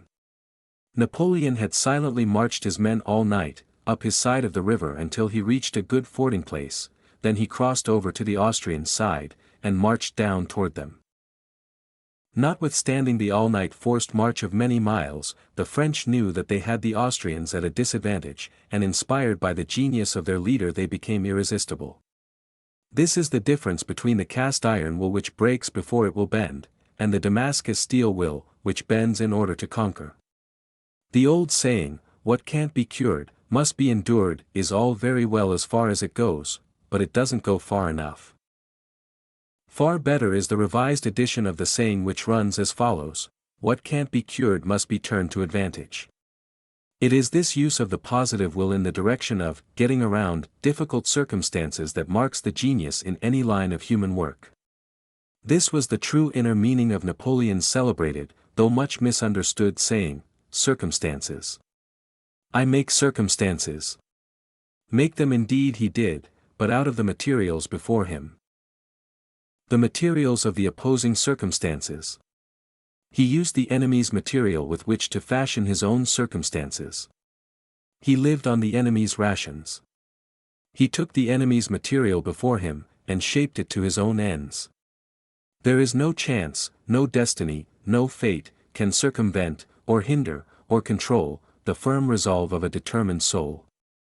Gifts count for nothing. Will alone is great, all things give way before it soon or late. What obstacle can stay the mighty force of the sea-seeking river in its course, or cause the ascending orb of day to wait.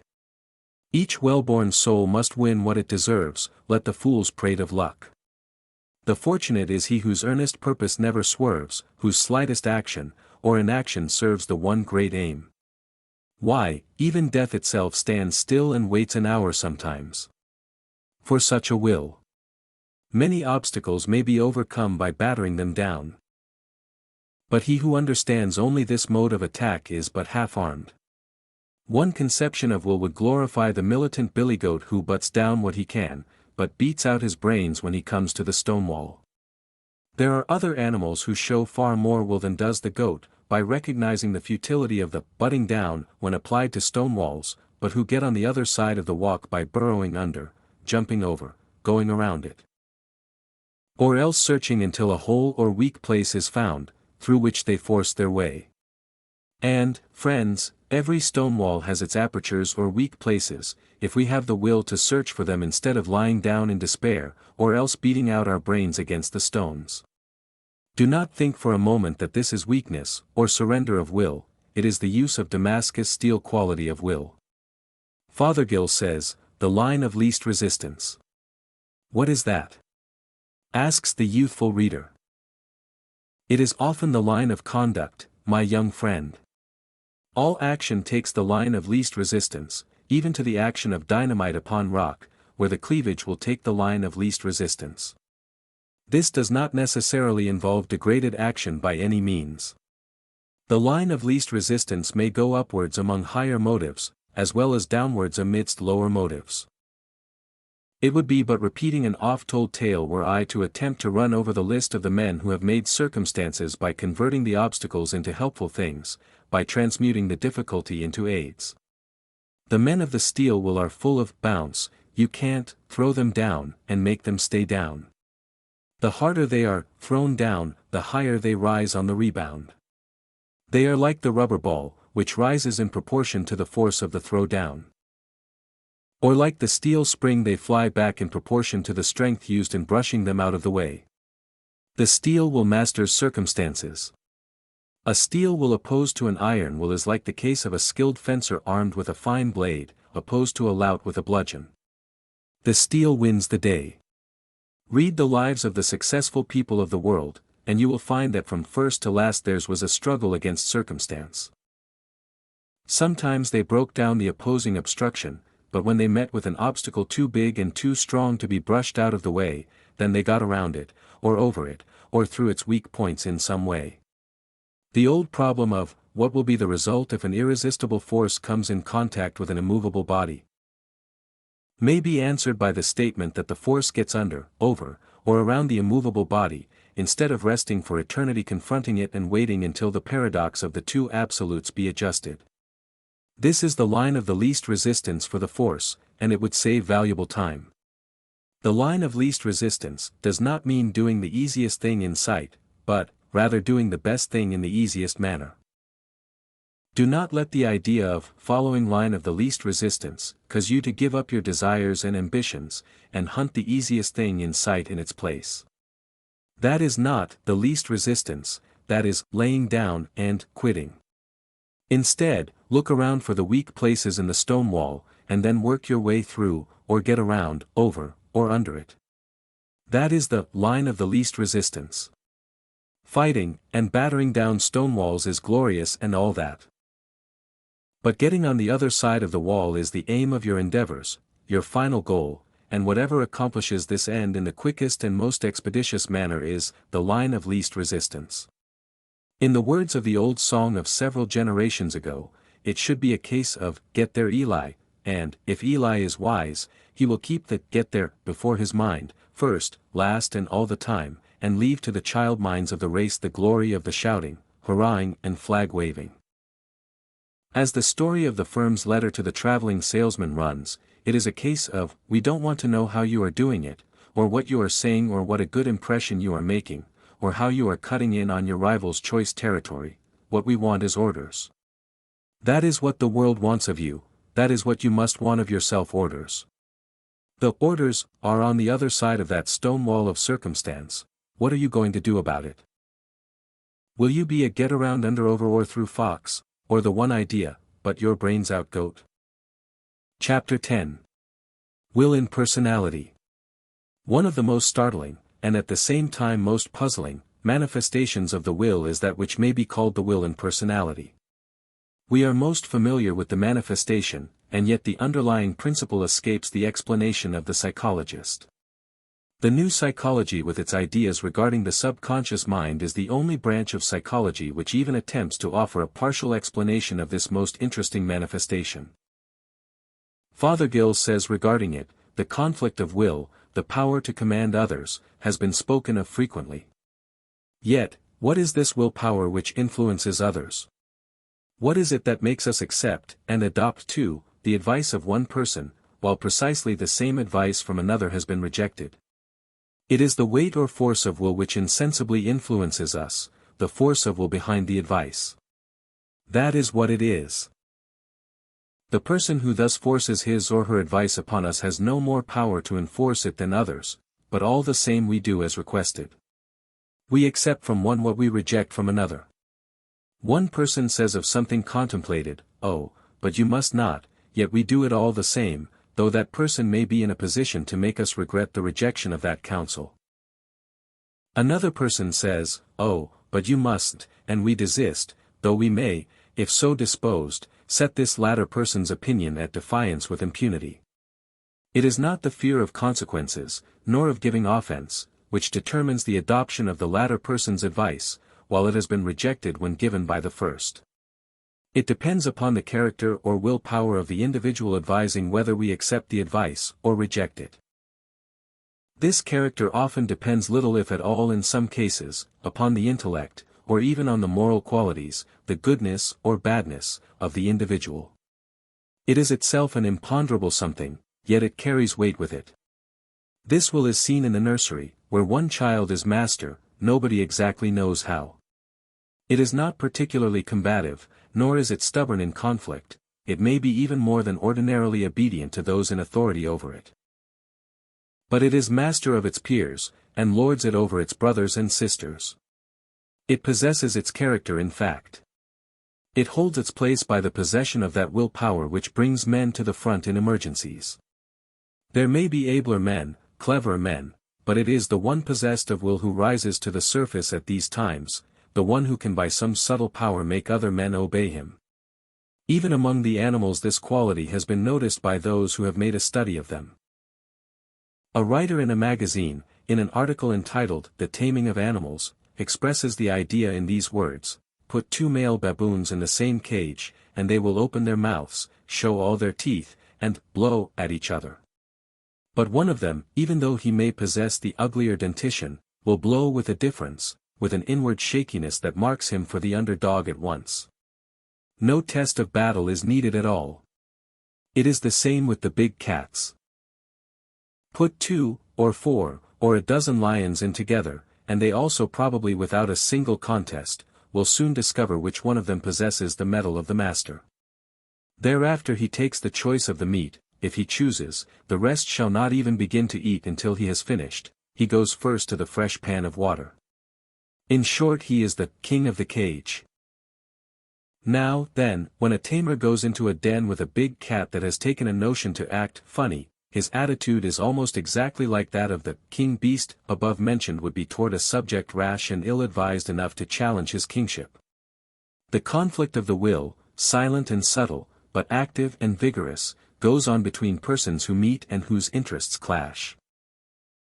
When two such persons meet, there is manifested that silent will struggle between them, from which one emerges a victor, and the other defeated for the moment. Coleridge has pictured this condition in his verse. He holds him with his glittering eye, the marriage guest stood still, and listens like a 3-year child, the mariner hath his will.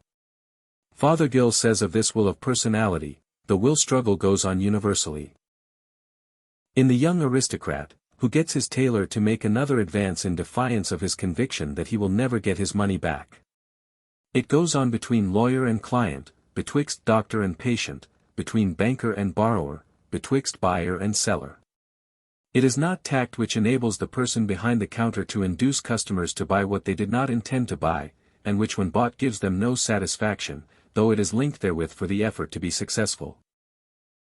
Whenever two persons meet in business, or in any other relation in life up to love-making, there is this will fight going on, commonly enough without any consciousness of the struggle.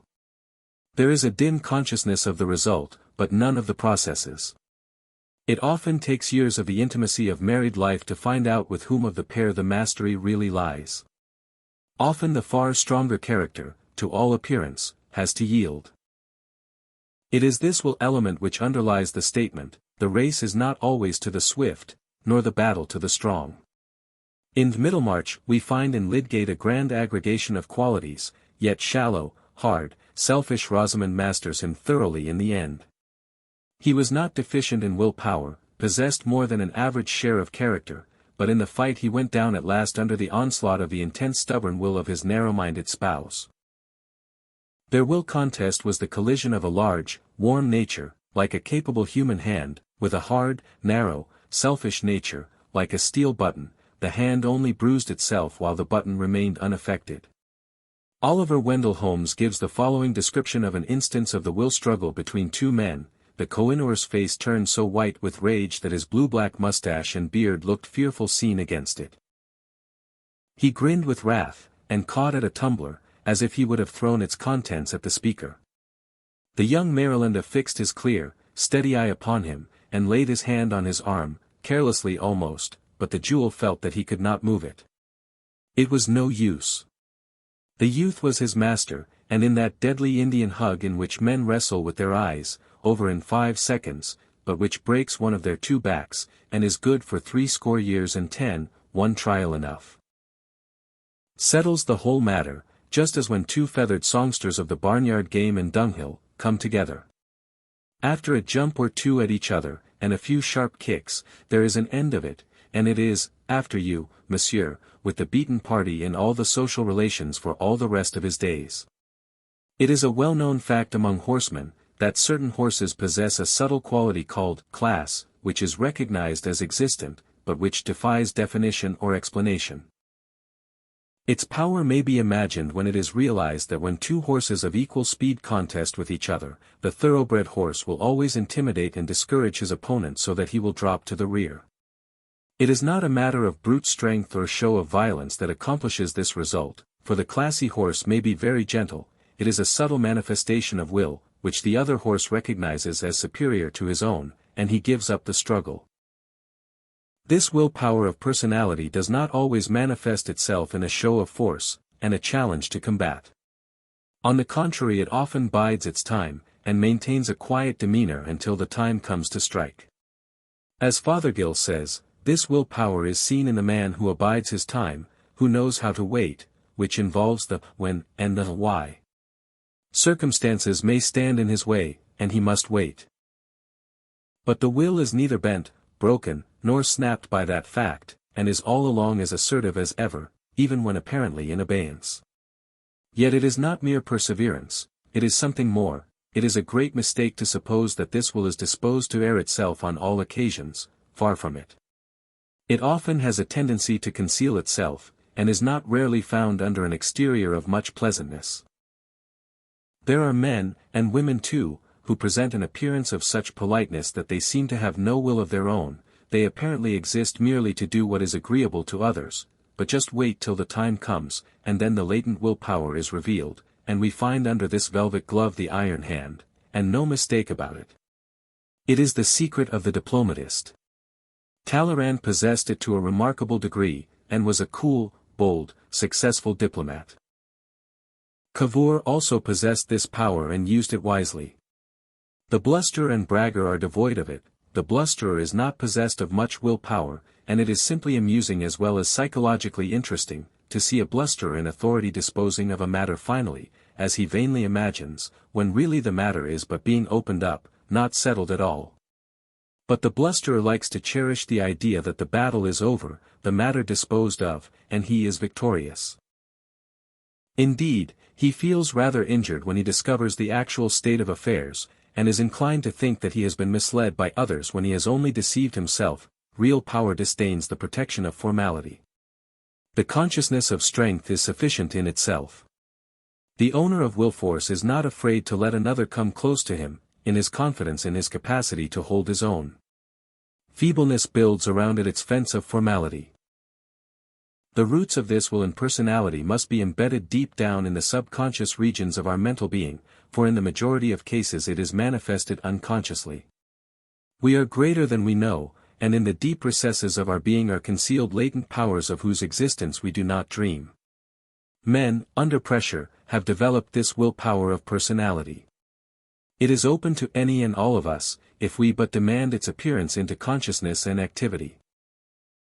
It is worth the effort and trial and patient development. Chapter 11. Will and Health. The influence of the will in the direction of resisting the influence of disease is well recognized by the best authorities. In the volume of this series, entitled Suggestion and Autosuggestion, we have called your attention to the powerful effect of the mind over physical states, and to the fact that mental states manifest in physical conditions. But the part played by the will in suggestion is not generally recognized. It is the element of will which exerts the positive effect in the application of the mind upon the body. Not necessarily will in the phase of conscious, determined direction and concentration, but more often will aroused subconsciously. Will is the active operative force underlying the manifestations of suggestion and all forms of mental healing. The will is called into action by faith, suggestion, or imagination, just as it is called into effect by desire. Will, in this general sense, is the active, operative dynamic quality of the mind. We shall not attempt to recount the many instances of the effect of the mind upon physical conditions, we have stated them in our previous work, to which we must refer you. But here at this place, we wish to call your attention to the effect of the use of the will, in its ordinary and popular sense of resolute determination, in counteracting disease.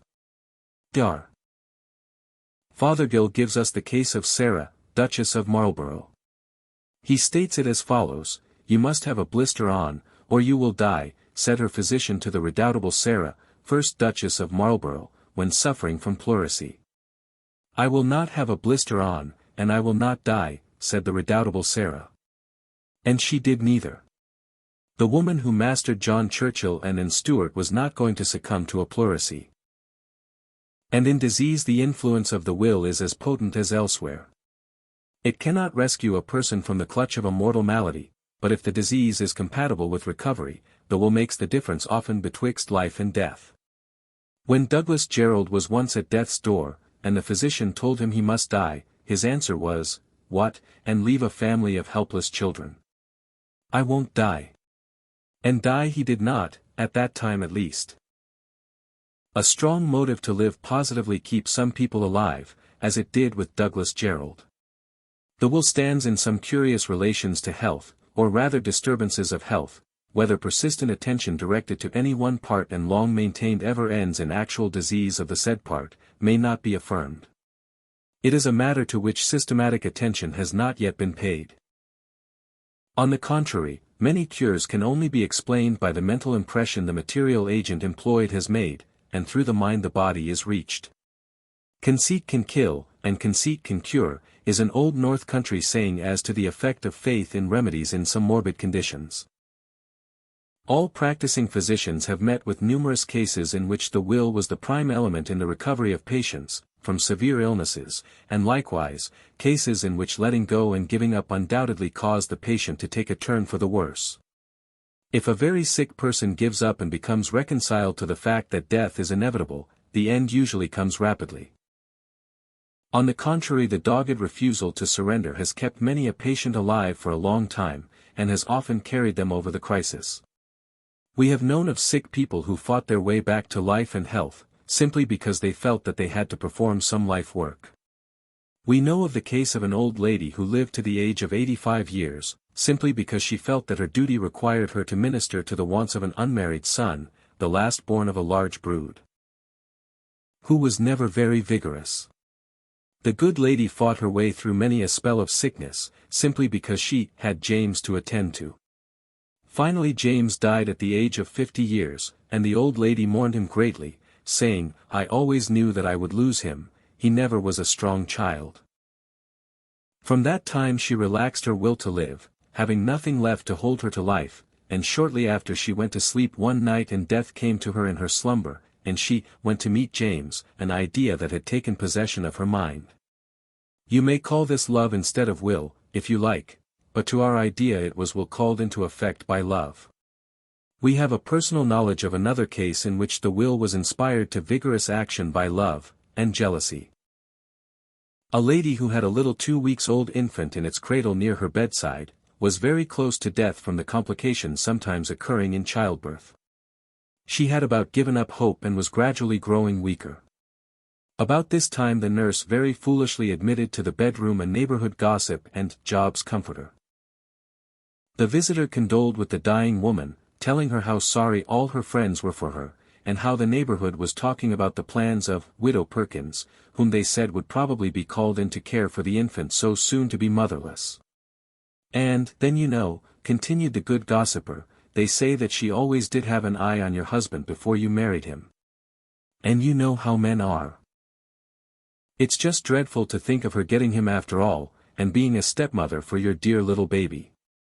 The sick woman raised herself up in bed by a supreme effort, and with staring eyes and gasping breath she cried out, "She shan't have my husband and dear little baby, she shan't," and then sank back exhausted and panting.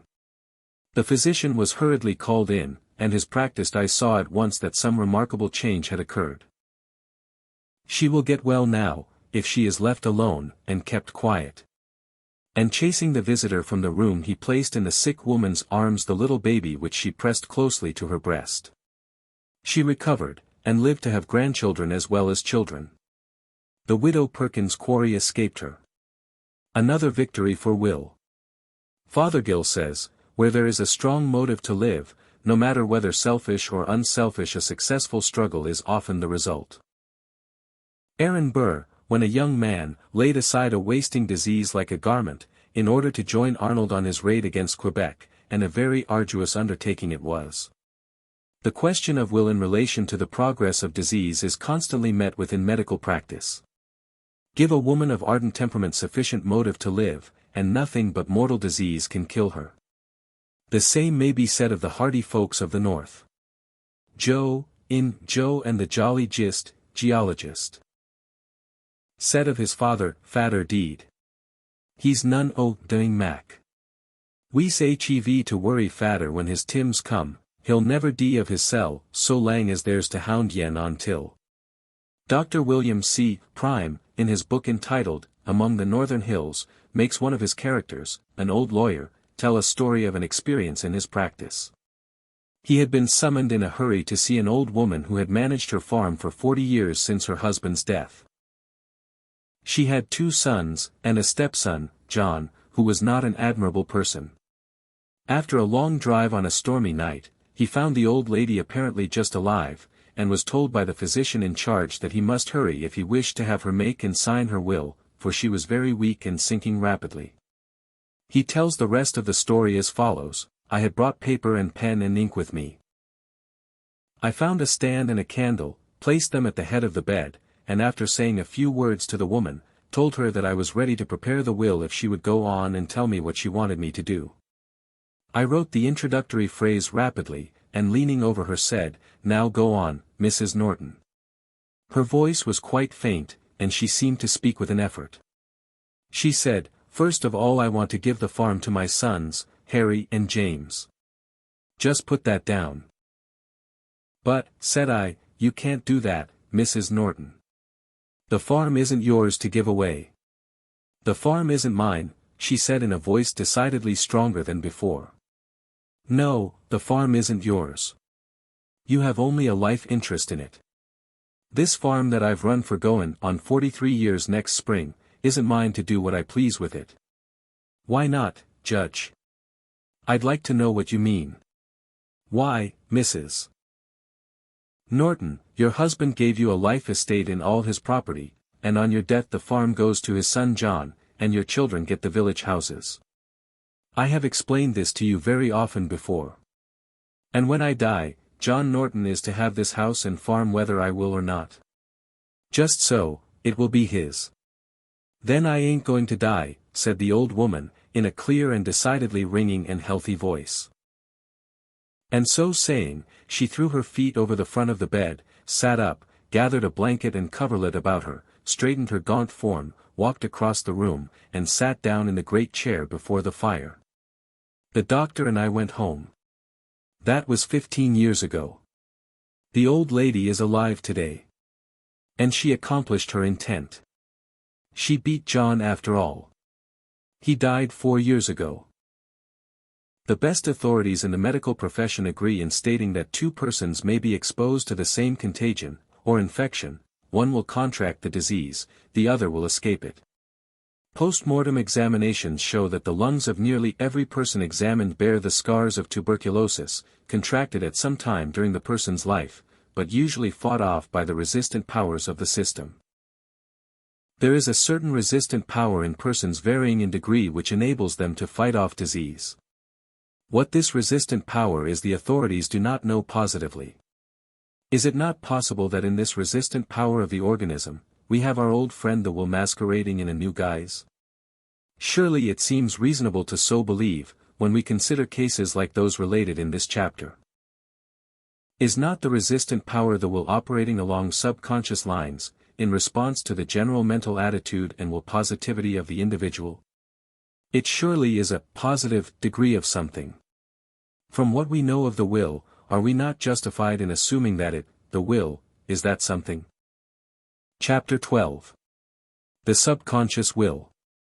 To the old-time orthodox psychologist, the mention of unconscious will was a particularly annoying heresy, and one which merited and received severe condemnation.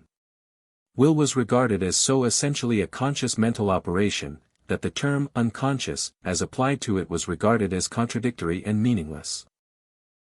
But the advance in the science of psychology has uncovered many unsuspected regions of the mind, and many unsuspected qualities residing therein, and so today the term unconscious will is understood and accepted as designating a well-established phase of mental activity. In fact, many leading psychologists now claim that the greater part of the activities of will among living creatures are performed in the subconscious regions of the mind. Among the lower forms of life, there is little consciousness, but very much will activity, and even in the higher animals and in man we find the various reflex and habitual movements occasioned by will along unconscious, or rather subconscious lines. The importance attached to the subconsciousness by the new psychology has led to an extensive investigation of the will activities of this interesting area of the mind. The important activities of the mind which are grouped under the head of autosuggestion, and which we have described in another volume of this series, have for their active principle this subconscious will. That is to say, the autosuggestion impressed upon one's mind arouses the subconscious will, which then holds the mind to its allotted tasks just as the conscious will so holds it ordinarily. So far is this true that not only may the subconscious will be aroused to exert a pressure to bear in the direction of character building, establishing or neutralizing of habits, etc., but by practice the knack may be acquired whereby the intellectual processes may be urged to work along subconscious lines, to later present the field of consciousness with the finished product. The mind may be charged to work out certain perplexing problems, while its owner is engaged in other mental work, or during sleep. In fact, many of us do this without realizing it. We evince a strong desire to know or solve certain things, and then lay the matter aside, only to find that, later on, the answer will flash into our minds unannounced. Or else, when we return to a consideration of the task, we find that the matter has been threshed out and rearranged in our minds along subconscious lines. In all of these subconscious activities, the subconscious will plays the same important part that is performed by the conscious will in the corresponding conscious mental activities. Any mention of the subconscious will would be incomplete without a reference to and quotations from the work of Charles Godfrey Leland, who devoted much thought to this subject, which he had embodied in his well-known work entitled, Have You a Strong Will?, which has been republished in America under the title of The Mystic Will. Mr. Leland conducted a line of experiments tending to establish the fact that the will could be set to work along subconscious lines by autosuggestions given to oneself just before going to sleep. He seemed to be of the opinion that the anti-sleep autosuggestion was an important feature of the process, but later investigators have established the fact that the same effect can be obtained by autosuggestions given to oneself during any waking hour, provided that one quiets his mind from disturbing influences and assumes a state of mental quietude. More than this, some advanced experimenters have succeeded in obtaining very good results without even inducing this state of mental quietude. They have so trained their subconscious will that it will act upon the orders, do this or attend to that, given in moments of business rush and activity. We think that it will be advisable to quote from Mr. Leland at this point, in order to acquaint you with his fundamental conceptions. He introduces the subject by saying that, during the past few years the most serious part of the author's study and reflection has been devoted to the subjects discussed in this book. These briefly stated are as follows: firstly, that all mental or cerebral faculties can by direct scientific treatment be influenced to what would have once been regarded as miraculous action, and which is even yet very little known or considered. Secondly, in development of this theory, and as confirmed by much practical and personal experience, that the will can by very easy processes of training, or by the aid of autosuggestion, be strengthened to any extent, and states of mind soon induced, which can be made by practice habitual. Thus a man can by a very simple experiment, which I clearly described and which has been tested and verified beyond all denial, cause himself to remain during the following day in a perfectly calm or cheerful state of mind, and this condition may, by means of repetition and practice, be raised or varied to other states or conditions of a far more active or intelligent description. The man who can develop his will has it in his power not only to control his moral nature to any extent, but also to call into action or realize very extraordinary states of mind. That is, faculties, talents, or abilities which he has never suspected to be within his reach. It is a stupendous thought.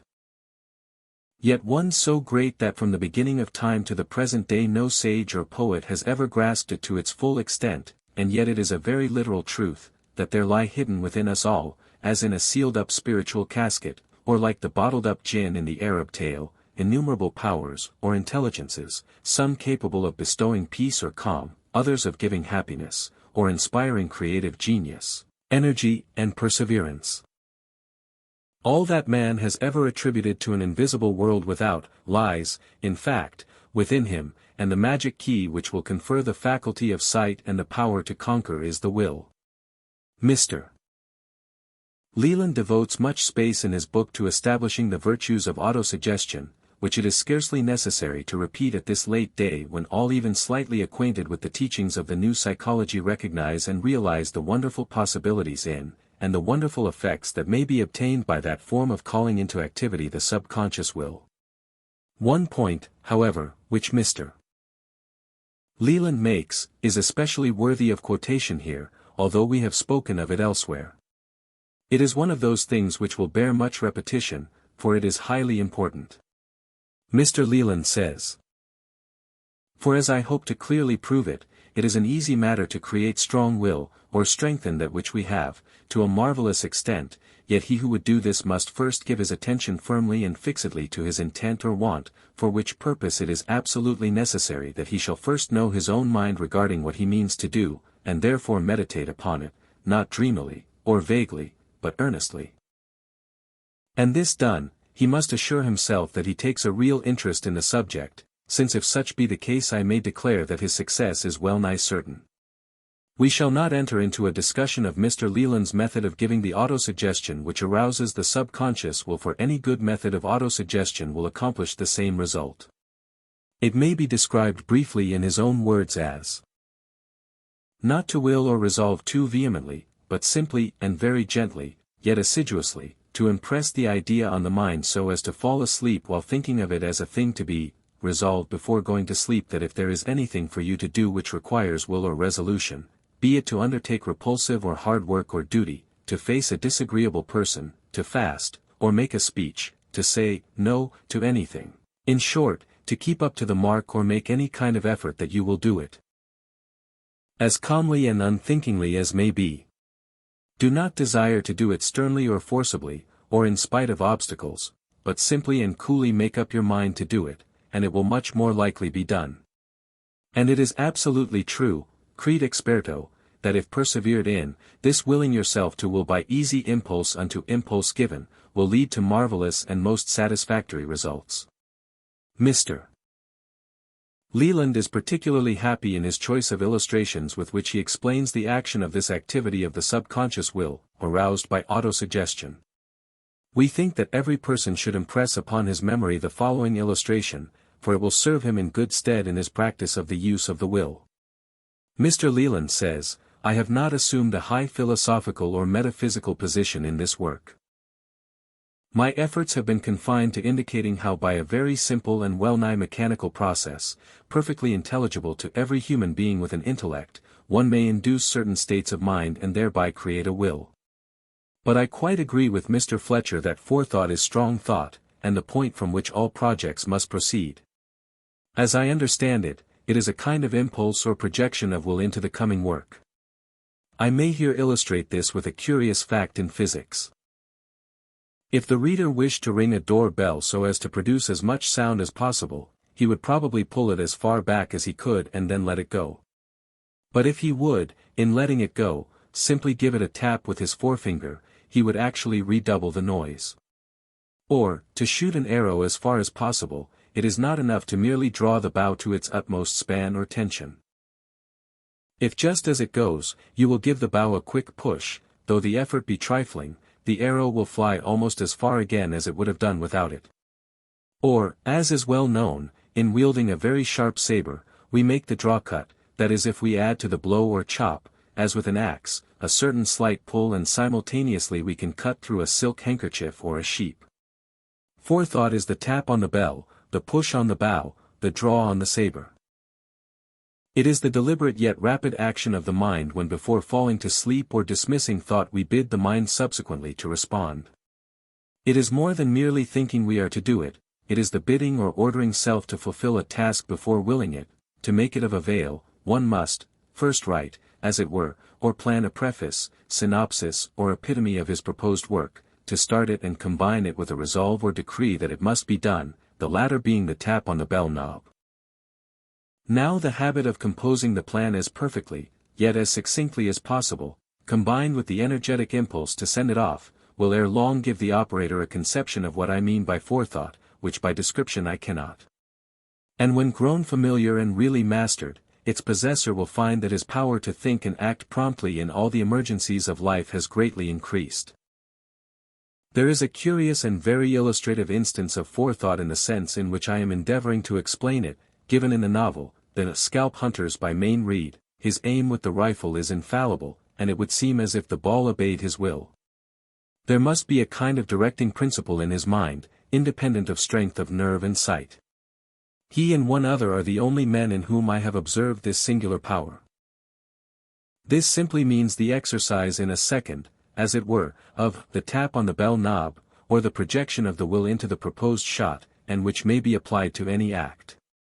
Gymnasts, leapers, and the like are all familiar with it. It springs from resolute confidence and self-impulse enforced, but it also creates them, and the growth is very great and rapid when the idea is much kept before the mind. In this latter lies most of the problem. In the following part of this book, the part devoted to will development, we shall combine methods of arousing the subconscious will with the more familiar methods. To develop the will, every phase of its activity should be considered and every efficacious method employed. The new psychology is essentially pragmatic, it concerns itself more with the how to do side of the question, than that of what is the theory regarding it. Part 3. The Development of Will. Chapter 13. Will Development. We hear much of the development of the will, and we realize the importance of the process which is designated by the term. But we do not stop to consider that the will, in its essential nature, is a form of mental energy which is already developed and which needs but the proper mental attitude on our part to bring it into manifestation. It is like the universal store of electricity which pervades all space, and which needs but the proper mechanism to apply it.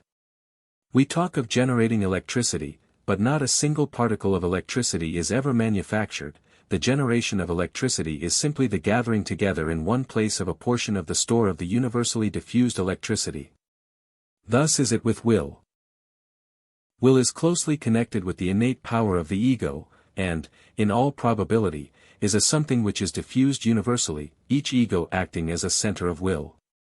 At any rate, the experience of the race has shown that each and every individual contains a sufficient supply of latent and dormant will which if aroused will accomplish all that is necessary for him to accomplish. And it is this training and cultivation of the use of the will, that we mean when we speak of will development. We do not need to develop the will, but we do need to develop our mental machinery that we may use the will to the best advantage. That the development of the will is a task worthy of the best individuals of the race is acknowledged by the highest authorities. In fact, the best advice of the race has been based upon this fundamental idea. As Emerson said, the education of the will is the object of our existence. John Stuart Mill said, a character is a completely fashioned will. The best writers on the subject of psychology strongly urge upon all the importance of the cultivation of the will.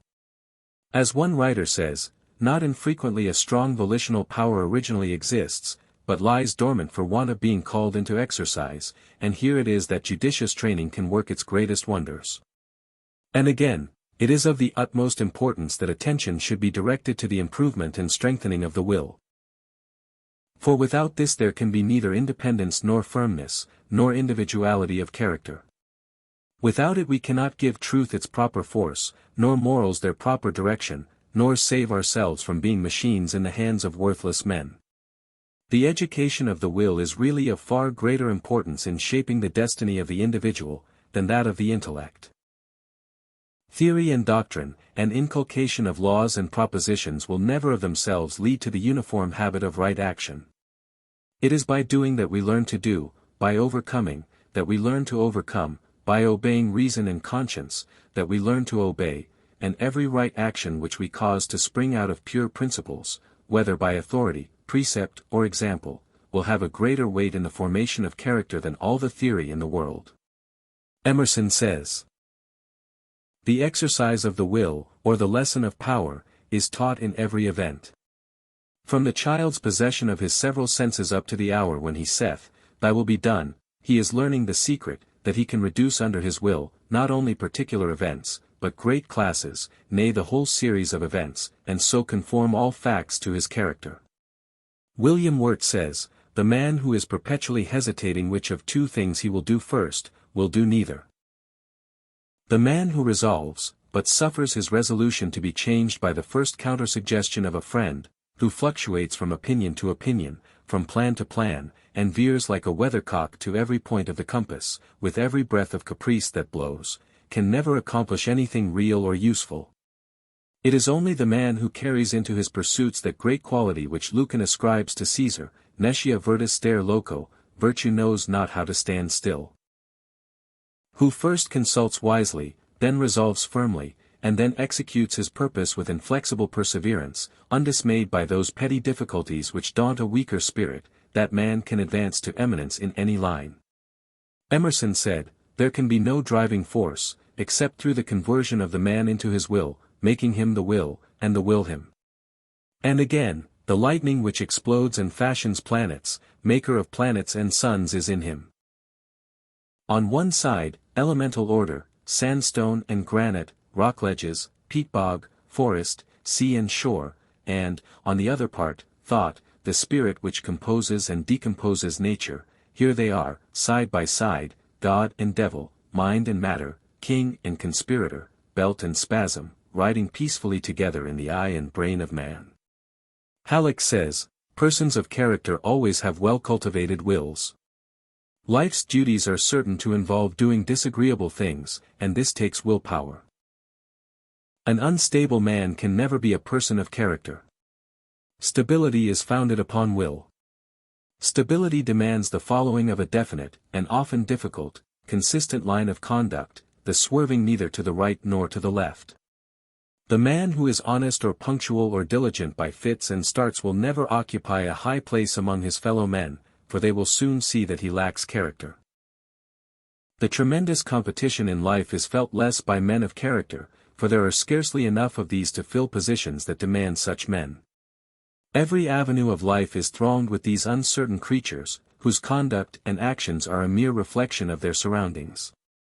Such persons waste time in drinking, card-playing, or some other form of dissipation. It was announced during the late financial depression, that a certain man had failed. "No, that is impossible," said the president of a large corporation. "His character and willpower are worth $1 million, and I shall gladly employ him if he will come to me." Again, character demands that any desirable line of ideas should be kept before the mind until they dominate it. A person can have individuality only along some given line, which implies long continued study and much mental concentration. The self is a bundle of such mental states as persist, and recur again and again. Where there is no capacity for continuous, and continually recurring, mental states, there can be no individuality, no persistent self, no fixed character. Rattle-brained persons, gossips, and other fickle creatures cannot be properly said to have any individual self. Nor will anyone acquire individuality by now studying a little mathematics, or astronomy, or geology, now skimming over a few selections of English or French literature, now beginning the study of German or drawing, but stopping the moment it becomes hard, the moment it begins to build up real individuality. It is the function of a well-trained will to adhere to a given line of conduct or ideas, until they have become an integral part of the self. Only those ideas which are so absorbed become valuable elements of the character. We are coins, the metal of which has been dug from the mines of our inborn intellectual and moral faculties by willpower. If we properly work these mines, we may find metal enough in us to justify a stamp of very high value. On the other hand, though there is much unmined metal beneath the surface, we often form a character marked with a penny stamp. It may be true that circumstances stamp us to a certain extent, but it is also true that the way in which we use them stamps us indelibly. Let us now proceed to a consideration of the methods whereby one may develop the mechanism of the mind so as to allow the current of the will to flow freely through it, as the electric current flows along the wires overhead, and is taken up and applied through the trolley pole and then the electrical mechanism of the car. Always under the control of the man who drives the car. Men are giants in embryo. By the application of the proper methods they may awaken the dormant energies and latent forces, and thus make of themselves what they will. Chapter 14. Phases of Will Development. In considering the subject of the development of the will, particularly in the phase of the selection of appropriate methods for the purpose of strengthening and exercising the willpower, we must first analyze the various stages or phases of the actual operation of the will. By understanding the various processes concerned and operative in every complete act of the will, we may select and intelligently apply the appropriate methods instead of attempting unnaturally to force the will processes by some psychological hothouse process. We find that there are 5 successive steps or stages manifested in every complete and completed act of will. These steps are as follows. 1. The perception by the mind of some action to be performed. This perception may be caused in 2 ways, viz., a. by the presentation to the attention of some object outside of the minds of the individual, b. by the presentation to the attention of some object which has been impressed upon the memory from former experience with outside objects. This phase or stage of the operation of the will involves the attention, the perception, and the memory. 2. The operation of feelings, desire, or similar forms of emotional motive force, which sets into operation the process which, if uninterrupted, leads to volition. The word emotive well describes this mental activity. This phase of will involves the feelings and emotions. 3. The forming of the mental picture by the imagination, which gives the mind its pattern, mold, or general working plan of action, which is followed by the will in its subsequent stages or steps. 4. The operation of judgment, reason and thought, in the direction of weighing and deciding upon the merits of the proposed action, the striking of the balance between conflicting desires, memories and other motives. This is the decisive stage of will. 5. The manifestation of actual volition or will to will, which is the final act of will, the pulling of the trigger of action, the releasing of the spring of outward manifestation. In any scientific plan or general method of will development, all of these various stages or phases of the manifestation of the will must be considered and taken into account in the detailed methods to be applied. If any one of these stages is ignored, the entire general plan will be weakened, for a chain is no stronger than its weakest link. And if the method be defective or lacking in strength in any of the stages mentioned, it follows that the entire method must lack strength and perfection. The average student of will development is apt to be impatient when he is asked to develop and perfect himself in all the various stages of the will. He seeks to begin with volition and action, and chafes at the preliminary stages. But we assure him that these first steps are necessary. And so far as volition is concerned, he will have full opportunity to manifest it in mastering these preliminary stages. For in the mastery of the first steps of will development, there is called for a manifestation of a strong will in holding the mind down to its task, and in enforcing the application of firm control over the rebellious faculties. It is true, although apparently paradoxical, that in acquiring will power one must use will power. To him who hath shall be given. By will, will is developed. The first stage of will, that of perception, is a most important one, and upon its strength and general range depend much of the later activity of the will. The world of action depends upon the perception of the outside world of the senses. Before one acts he must desire, and before he can desire, he must be aware of the things to desire, and before he may so become aware, he must use perception. The men of action and manifestation of volition are men who know what they want, because they have used their perceptive faculties to good effect. They know the outside world, because they have perceived it. Therefore all methods of will development must begin with a consideration of the development of the perception. The subject of memory is closely connected with this phase of perception, for as we have seen, the attention is frequently aroused by the memory of previous impressions from the outside world. But we shall not enter into the subject of memory in this volume, for we have considered it in detail in another volume of this series which is devoted exclusively to the subject, memory. The second stage of will activity, the emotive phase, is a very important one, and one which requires much thought on the part of the student of will development.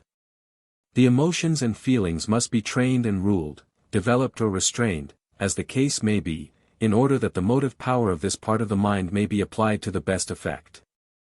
The third stage of will activity, the emotive phase of imagination, is also important, for upon the strength of the mental images depends much of the strength of the subsequent action.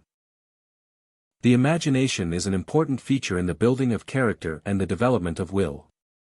The fourth stage of will activity, the phase of judgment, reason and decision, is vitally important, for upon the weighing and deciding by this faculty of the mind depend the actual manifestation of the will. The fifth and final stage of will activity, the phase of volition, is the stage which comes nearer to meeting the requirements of the popular idea of will than any of those just mentioned. Volition blends so closely into action that it is often mistaken for it. The control and culture of volition is the development of that which we most often think of as will. In addition to the chapters devoted to the consideration of the above-mentioned phases of the will action, we shall also ask you to consider the negative will, or rather the characteristics of those who lack positivity in will. While we prefer to have you fasten your attention upon the positive qualities of will, rather than upon the negative side of the shield, still we have deemed it expedient to add the said chapter, for the purpose of giving a warning and teaching you the advantages of being different from the negative cases mentioned. In passing on to the consideration of the various methods of development of the mental faculties concerned with the various stages of will action, we must remind the reader who wishes to develop a positive will that there is no royal road to willpower. There is no magic wand which may be waved to produce the desired result. There is nothing that can be taken in spoonful doses from a bottle, which will change negative wills into positive ones. There is no real method other than that of careful, persistent, determined application and work. But when one remembers what he may accomplish in this way, the work seems as nothing in comparison. Remember that in developing the will, you develop the character, the self in fact. In developing the faculties involved in the various stages of will, you are really developing an all-round, strong character, and by the culture and control of the important faculties of the mind, you are acquiring a character. The three general rules of application of the methods may be summed up in 3 words: patience, persistence and practice. Yes, to this thought I hold with firm persistence, the last result of wisdom stamps it true, he only earns his freedom and existence, who daily conquers them anew. Goethe. Chapter 15. How to develop perception. As we have seen, the phase of perception is a necessary precedent to all manifestations of volition. We must be aware of things before we can desire them or will to possess or accomplish them. And perception is essential to awareness. All authorities upon the subject of the development of the will insist that the first step to be accomplished is that of the attainment of keen perception. The vital point in the use of the will is the doing of things. The action toward something. And perception alone can supply the objects toward which we may move, act and do. In developing perception, one not only sharpens and renders effective the several senses employed, but he also trains his attention. Attention is purely an act of the will, and by exercising and training the attention one does much in the direction of developing the use of the will. The following exercises will give you practice in perception. You may modify, enlarge and improve these exercises to an endless extent. Do not go through the exercises in a mechanical, monotonous manner but put interest into the task. Exercise 1. Place before you some object lying near to your hand, no matter how familiar it may be to you. Then examine it in detail, acquainting yourself with its shape, color, size and other characteristics.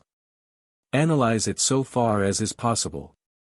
Take it up in sections and discover all you can regarding each section. Write down upon a piece of paper the various points that you notice in your examination. The following day take up the same object and re-examine it, and endeavor to discover new details regarding it. Then compare the new details with your previous list, and see how many new things you have discovered. Then repeat the process on the third day, and so on, until you find that you have discovered and noted every possible detail of the thing under consideration. Then pass on to another object, and treat it in the same way. You will be surprised at the number of little details of the things you will bring before the attention. You will find that your powers of concentration and perception will increase and develop rapidly, so much so that you will be able to perform your daily work to better advantage because of the practice and exercise. It will help you if you practice these exercises in connection with a friend maintaining a friendly rivalry and each endeavoring to excel the other in the number of details noted down. Exercise 2. This is an enlargement of the exercise just given. It is performed by examining and noting down the details of a room or building through which you have walked hastily. After noting mentally the details of the room or building, note down what you can remember, and then go back the next day and repeat the process. If you have a friend with you, the mutual rivalry will aid both of you. Notice places of amusement that you visit, or in fact any and every place that you may enter into. You will be surprised at first to see how little you do remember and have noticed. But you will be equally surprised, as well as gratified, to note the steady and rapid improvement in this respect. Exercise 3. This exercise is the one which was such a favorite with Houdin, the French conjurer. It is performed by one or more persons passing leisurely before a shop window and endeavoring to note the details of the articles displayed therein. At first one will notice but very few things. But as the practice develops the perception, one will be able to perceive and remember very many articles and details by simply passing rapidly before any window. Houdin attained such perfection that he was able to pass at full speed before a large shop window and then recall nearly every article, large and small, that was visible to the sight therein. Exercise 4.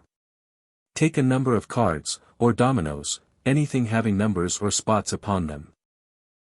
Begin with 2 cards, or dominoes, and after taking a swift glance at them call out the numbers contained thereon. Then add another card or domino and do the same thing. Then add another, and so on until you reach your limit. Then put aside the game until the next day. Returning to it the following day, you will notice that you have attained proficiency in the interval, your subconscious mind will have been at work in the meantime. Then add another card or domino, and so on. After a few days' practice you will find that you have attained a wonderful degree of improvement in perception. The above exercises should serve as a suggestion for 100 variations in eye perception. The world around you is full of objects which are worthy of being seen, but the majority of persons, though having eyes, see them not. You have eyes to use them. Not only will you acquire much useful information, but you will also develop your perception in everyday matters, while developing this first phase of will. In the same manner the other senses may be exercised. Practice the art of hearing, just as you have the art of seeing.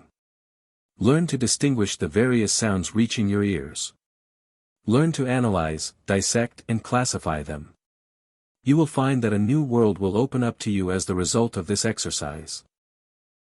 You may also exercise the will by determining to hear only such sounds as you may wish to hear, inhibiting or shutting out from the attention the undesirable sounds.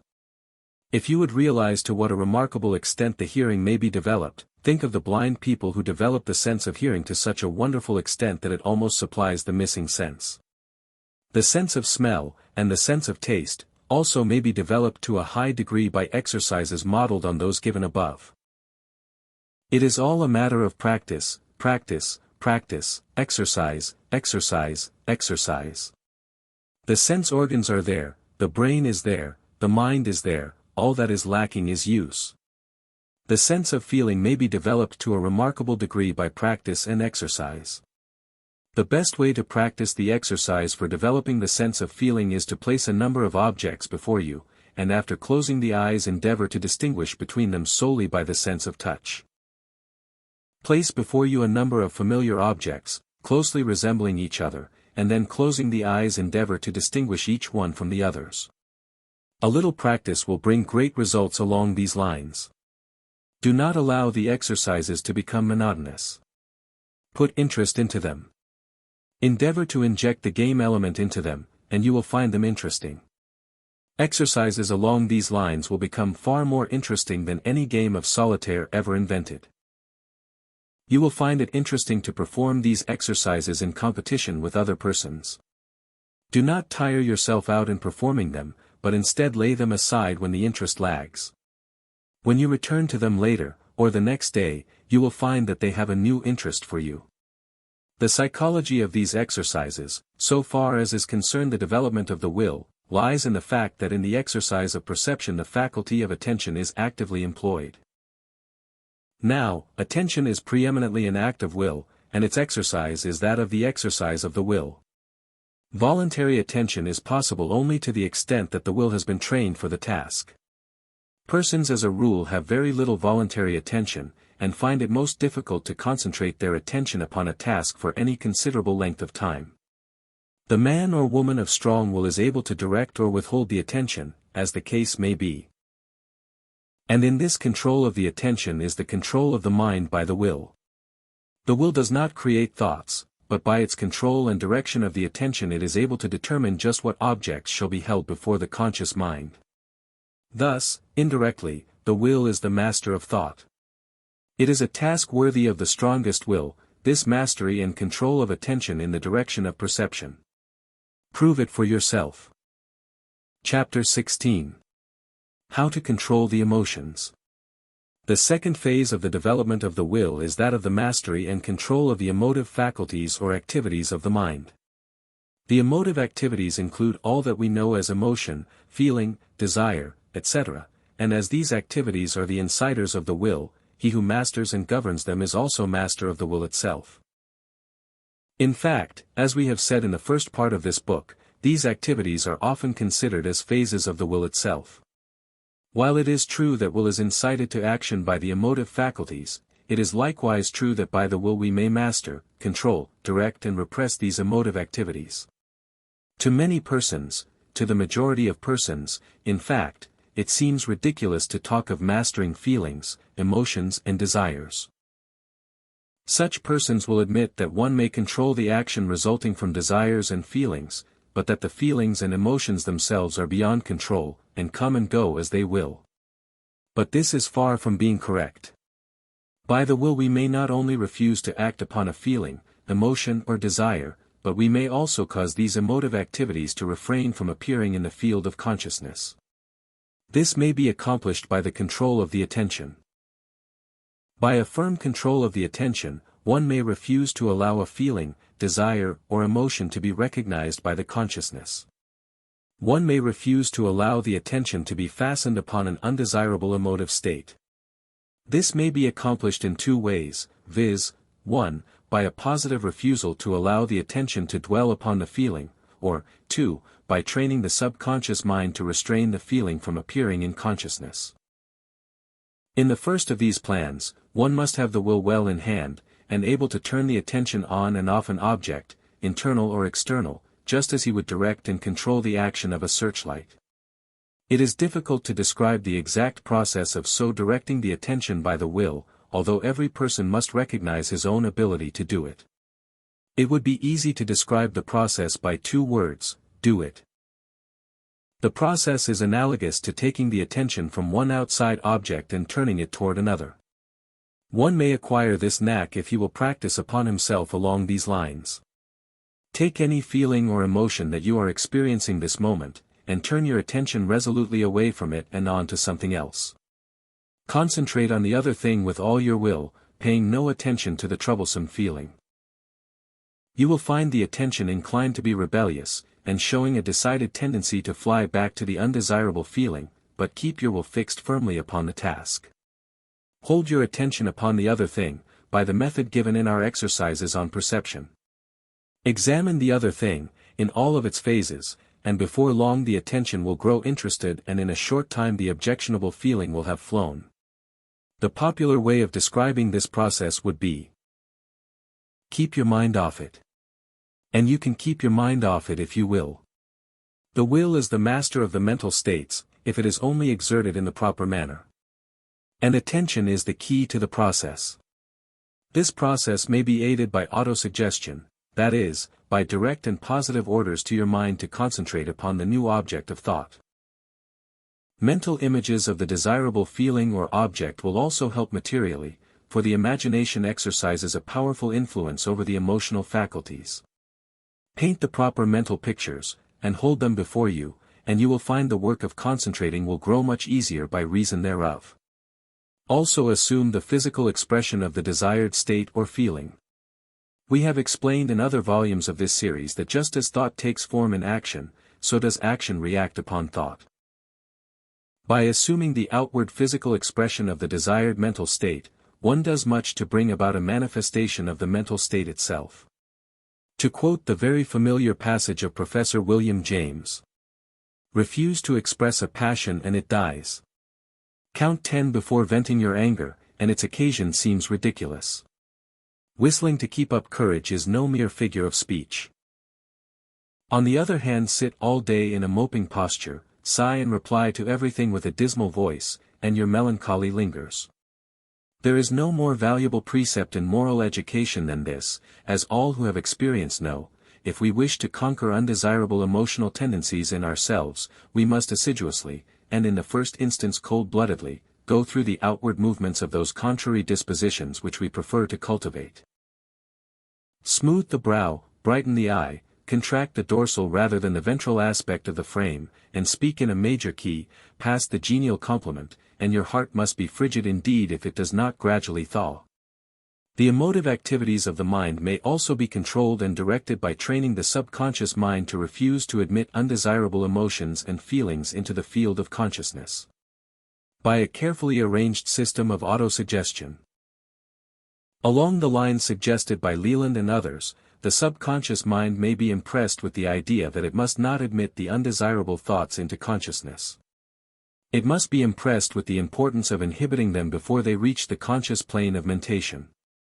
The autosuggestion must be directed forcibly, repeatedly and confidently, and the subconsciousness must be made to realize that it is expected to follow orders. In giving the autosuggestion to the subconscious mind, it will be found well to address it as if it were an entity, a separate mind. Instead of using the ordinary form of autosuggestion, along the lines of, "I must not," it will be well to address the autosuggestion to it in the second person as, "You must not allow this feeling, thought or emotion to enter my consciousness, you must inhibit it, you must destroy and dissolve it before it reaches the conscious plane. I will not allow you to send such thoughts to my consciousness, I am master, and I give you your orders, do you hear? I command you to do as I say." You will find that after a little practice along these lines the subconsciousness will begin to respond by obeying more and more faithfully your commands. The I is the master, if you will but assert its sovereignty. If you were the head of an enterprise, you would insist upon your commands being carried out.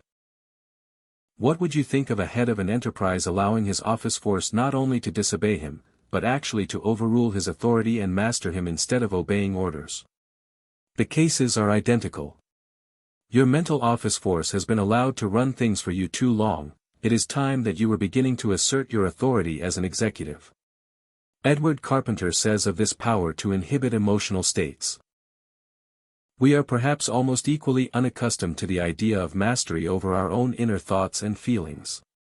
That a man should be a prey to any thought that chances to take possession of his mind is commonly among us assumed to be unavoidable, yet this is an absurd position, for man, the heir of all the ages, to be in, hag-ridden by the flimsy creatures of his own brain.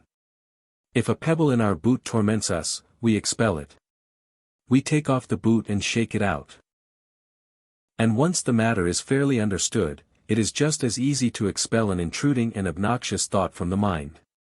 About this there ought to be no mistake, no two opinions. The thing is obvious, clear and unmistakable. It should be as easy to expel an obnoxious thought from your mind as it is to shake a stone out of your shoe, and till a man can do that, it is just nonsense to talk about his ascendancy over nature, and all the rest of it. He is a mere slave, and a prey to the bat-winged phantoms that flit through the corridors of his own brain. The power of expelling thoughts, or, if need be, of killing them dead on the spot, must be attained. Naturally the art requires practice, but like other arts, when once acquired there is no mystery or difficulty about it. And it is worth practice. And so say we all. Then let us get to work and manifest this power that is in us. Let us clear away these obstacles to the free operation of the will. Let us make a good, straight, clean road over which the chariot of the will may travel. Not until then are we worthy of the I within us. Chapter 17. How to develop the imagination. Those who regard imagination as an unreal, fanciful phantom of the mind, lacking all attributes of power and actual manifestation, make a great mistake. The new psychology teaches that the imagination is the mold, pattern, or general working plan of the activities of the will. Upon the character of one's mental images depends the character of his actions. It is an axiom of the new psychology that thought takes form in action, and in this statement is included the idea that mental images tend to reproduce themselves in material manifestation, that the ideal tends to become real.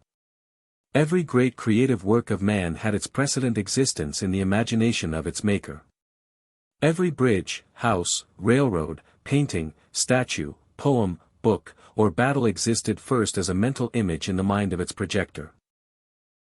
In a general sense, it may also be stated that every action of man has its precedent mental image. Even if the action be in response to some inherited reflex stimulus, nevertheless the precedent mental image must have existed in the mind of some ancestor. If we indulge in daydreams of certain actions, even though the action does not immediately follow the thought, still it is true that if occasion ever presents itself in which we are placed in a position in which we must choose between two courses of action, we will then be very apt to choose that upon which the mind previously dwelt. These mental images make mental paths akin to those of habit, over which the will travels in its effort to manifest and express itself. These mental images become our ideals which are constantly striving to manifest themselves as realities. This being so, it behooves us to cultivate the desirable mental images, and to restrain and inhibit the undesirable ones. The imagination, however, is dependent for its material upon the perceptive faculties, and it is under the law of the attention in so far as it may be encouraged or restrained by the direction or withdrawal of the attention. We can imagine only by using the materials received through the perceptive faculties. We have no other materials with which to work with the imagination. We may separate parts of objects previously perceived, for instance, we may form a mental image of a human head, or hand, separated from the rest of the body, or of a leaf separated from the rest of the tree. But unless we have perceived some head or leaf we cannot imagine any head or leaf. Or, we may make combinations of the parts of various things we have previously perceived, for instance, the centaur with the body of a horse and the trunk and head of a man, or a sphinx with the body of an animal and the head of a woman, or an unseen human face, combining the features of other faces. But the perceptive faculties must furnish us with the raw materials. The imagination may enlarge or diminish objects previously perceived. Or it may select from perceived objects, and then alter or construct new combinations of them. This is the inventive phase of the imagination. And as we have said, the imagination may be encouraged or restrained by the direction or withdrawal of the attention. One may excite or encourage the imagination by placing the attention upon subjects or objects of the same general character as the mental images sought to be produced. As Moore said of Byron, it was his practice, when engaged in the composition of any work, to excite his vein by the perusal of others on the same subject or plan, from which the slightest hint caught by his imagination, as he read, was sufficient to kindle there such a train of thought as, but for that spark, had never been awakened. It is true, however, that one can never direct the attention to a mental image without at least the suggestion of that image had already entered the imagination or memory. As Upham says, whenever a person wills, or rather, professes to will to imagine, he has in fact already imagined, and consequently, there can be no such thing as imaginations which are exclusively the result of a direct act of the will. But that the use of the imagination plays an important part in all acts of the will, there can be no doubt. As Professor William James says, it may be said in general, that a great part of every deliberation consists in the turning over of all the possible modes of conceiving the doing or not doing the act in point. Halleck says, it was once thought that the imagination should be repressed, not cultivated, that it was in the human mind like weeds in a garden. We have already learned enough to know that the reverse is the truth. In this age there is no mental power that stands more in need of cultivation than the imagination. So practical are its results that a man without it cannot possibly be a good plumber. He must image short cuts for placing his pipe. The image of the direction to take to elude an obstacle must precede the actual laying of the pipe. If he fixes it before traversing the way with his imagination, he frequently gets into trouble and has to tear down his work.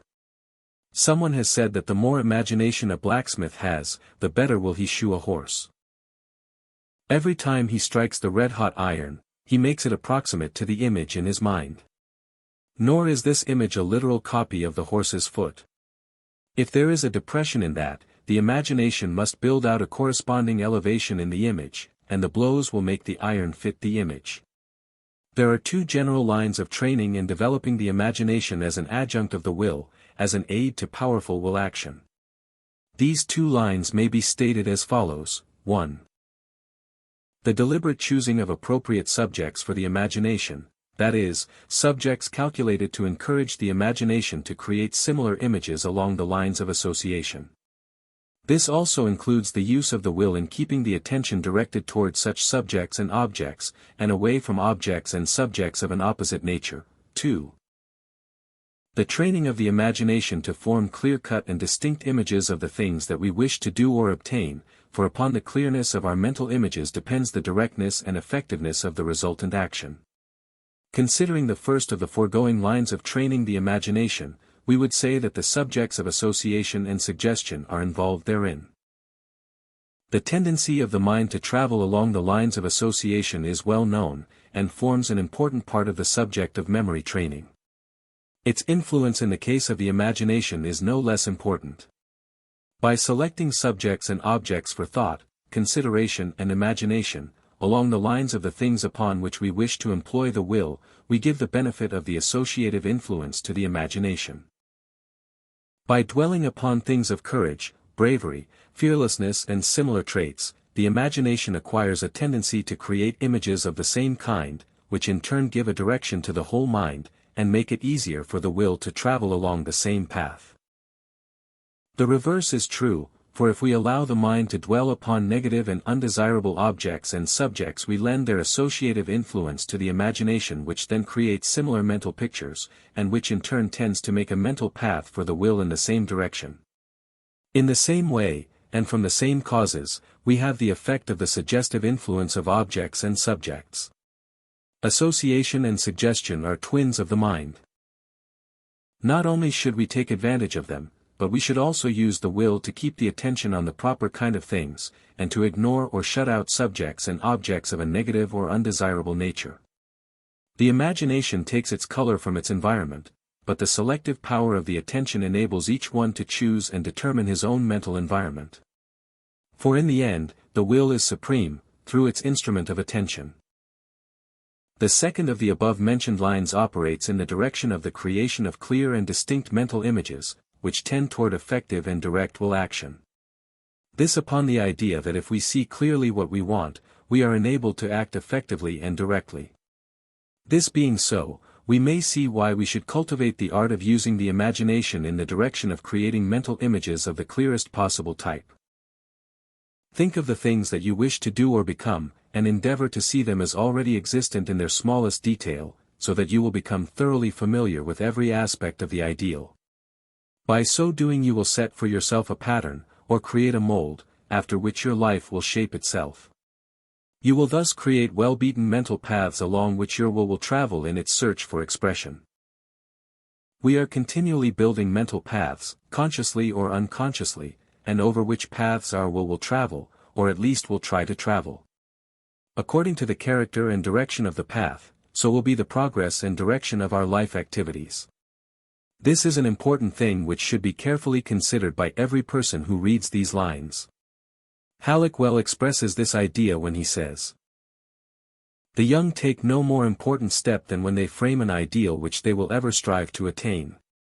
The first step consists in studying the lives of illustrious men, to ascertain what constitutes a noble and glorious life, to see how obstacles are surmounted, how eminence is gained. The next step is to select the most worthy attributes and to embody them in an ideal which is peculiarly fitted to the constructor. Each one may thus construct for himself a life chart as an ideal. Something may be learned from the life of every great man. Thus, an ideal may embody the energy of a Napoleon, the integrity and patriotism of a Washington, the iron will of a Cromwell, the sympathy with humanity of a Howard, a Clarkson, or of a greater one, the ambition of a Newton or a Franklin to discover new laws, the inventive genius of a Watts, a Morse, or an Edison. The determination of a blind Milton to leave behind something worthy of himself, which posterity would not willingly let die. The youth who has not had his imagination fired by great deeds will not amount to much. Each must fashion for himself an ideal which he is determined to attain." Emerson's expression, "hitch your wagon to a star," meant simply this. The imagination of the youthful Napoleon was animated by reading the deeds of great generals, and he early formed the ideal of doing more in the military field than had ever before been accomplished. But, in conclusion, we must caution the reader against the too common fault of idle daydreaming, this incomplete phase of the imagination. One may find his imagining so delightful that he will refuse to stir himself out into the world of action. Content with his lotus-eater dream of great things, he lets his soul dream on, but never does anything in the direction of manifesting the dream into action. Content with the fascinating work of mental pattern-making, he fails to make real things from the patterns. Infatuated with making mental molds, he fails to pour the molten will into them and thus create real objects. Dreams must be made real, in order to be of any value. Patterns must be used to shape things to be cut from the material of real life. Mental molds must be used to pour molten stuff into, and to take molded stuff out of. Many persons live in the world of dreams. In their hashish-inspired slumber they see beautiful things, think beautiful thoughts, but that is all there is to it. This is but mental or spiritual intoxication. Their talk is but the babblings of the mental drug of which they have partaken. One may fix his eyes on the stars, and allow his feet to stumble and carry him into the ditch. Be dreamers, but act out your dreams. Be planners but carry out your plans. Do not go through life wearing the vacuous, ecstatic smile of the mere dreamer of dreams, living in the fool's paradise of an unrealized ideal. Listen to the voice of the practical world around you which shouts in your ear, "Wake up, man, wake up. You're still here on earth. Wake up and get to work." Chapter 18. How to develop decision. The phase of decision is a most important stage or phase of the operation of the will. This phase manifests in the weighing, judging and deciding upon a course of action, or manifestation of volition. In its field lies the striking of the balance between conflicting desires, feelings and emotions, between the conflicting mental images, between the several motives which present themselves and urge their claims upon the will. In the lower animals, and indeed among the lower stages of human life, there is very little deliberation, weighing, or judging. The strongest immediate desire or inclination wins the day, without regard to the future and without regard to the possibilities of the advantage of sacrificing the immediate desire for a greater one more remote. But as man advances and intellect begins to manifest itself, the matter of choice and decision becomes more complicated and the process more complex. The more one knows and has seen, the greater is his field of possible choice, and the greater degree of balancing and of judgment is required and exercised by him. To choose intelligently, one must needs exercise the intellect. One must think. But thinking is not such an easy matter as it might seem at first consideration. People, as a rule, do not like to think in earnest. They are mentally lazy. They prefer to let other people think and decide for them. They accept the opinions and decisions of others, and imagine that they themselves are thinking. They only think that they think. To think properly requires the exercise of the attention under the direction of the will. As a writer in a philosophical magazine once said, something more reliable than a mere impulse is needed to make a strong mind. Back of all must stand a strong will, with the ability and disposition to use it. M. Marcel well says, "The great secret of education lies in exciting and directing the will.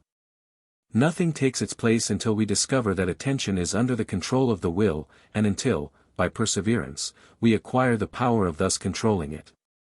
One of the essential features of decision and judgment is what is called deliberation. Careful deliberation is necessary for the exercise of correct judgment. One must learn to marshal and array the opposing arguments for and against a course of action, and then to weigh them carefully as he would were he trying a case in court. Very few of us exercise the same amount and degree of deliberation in our own actions that we do when we carefully consider a similar case in the life of a friend or relative who has consulted us for advice.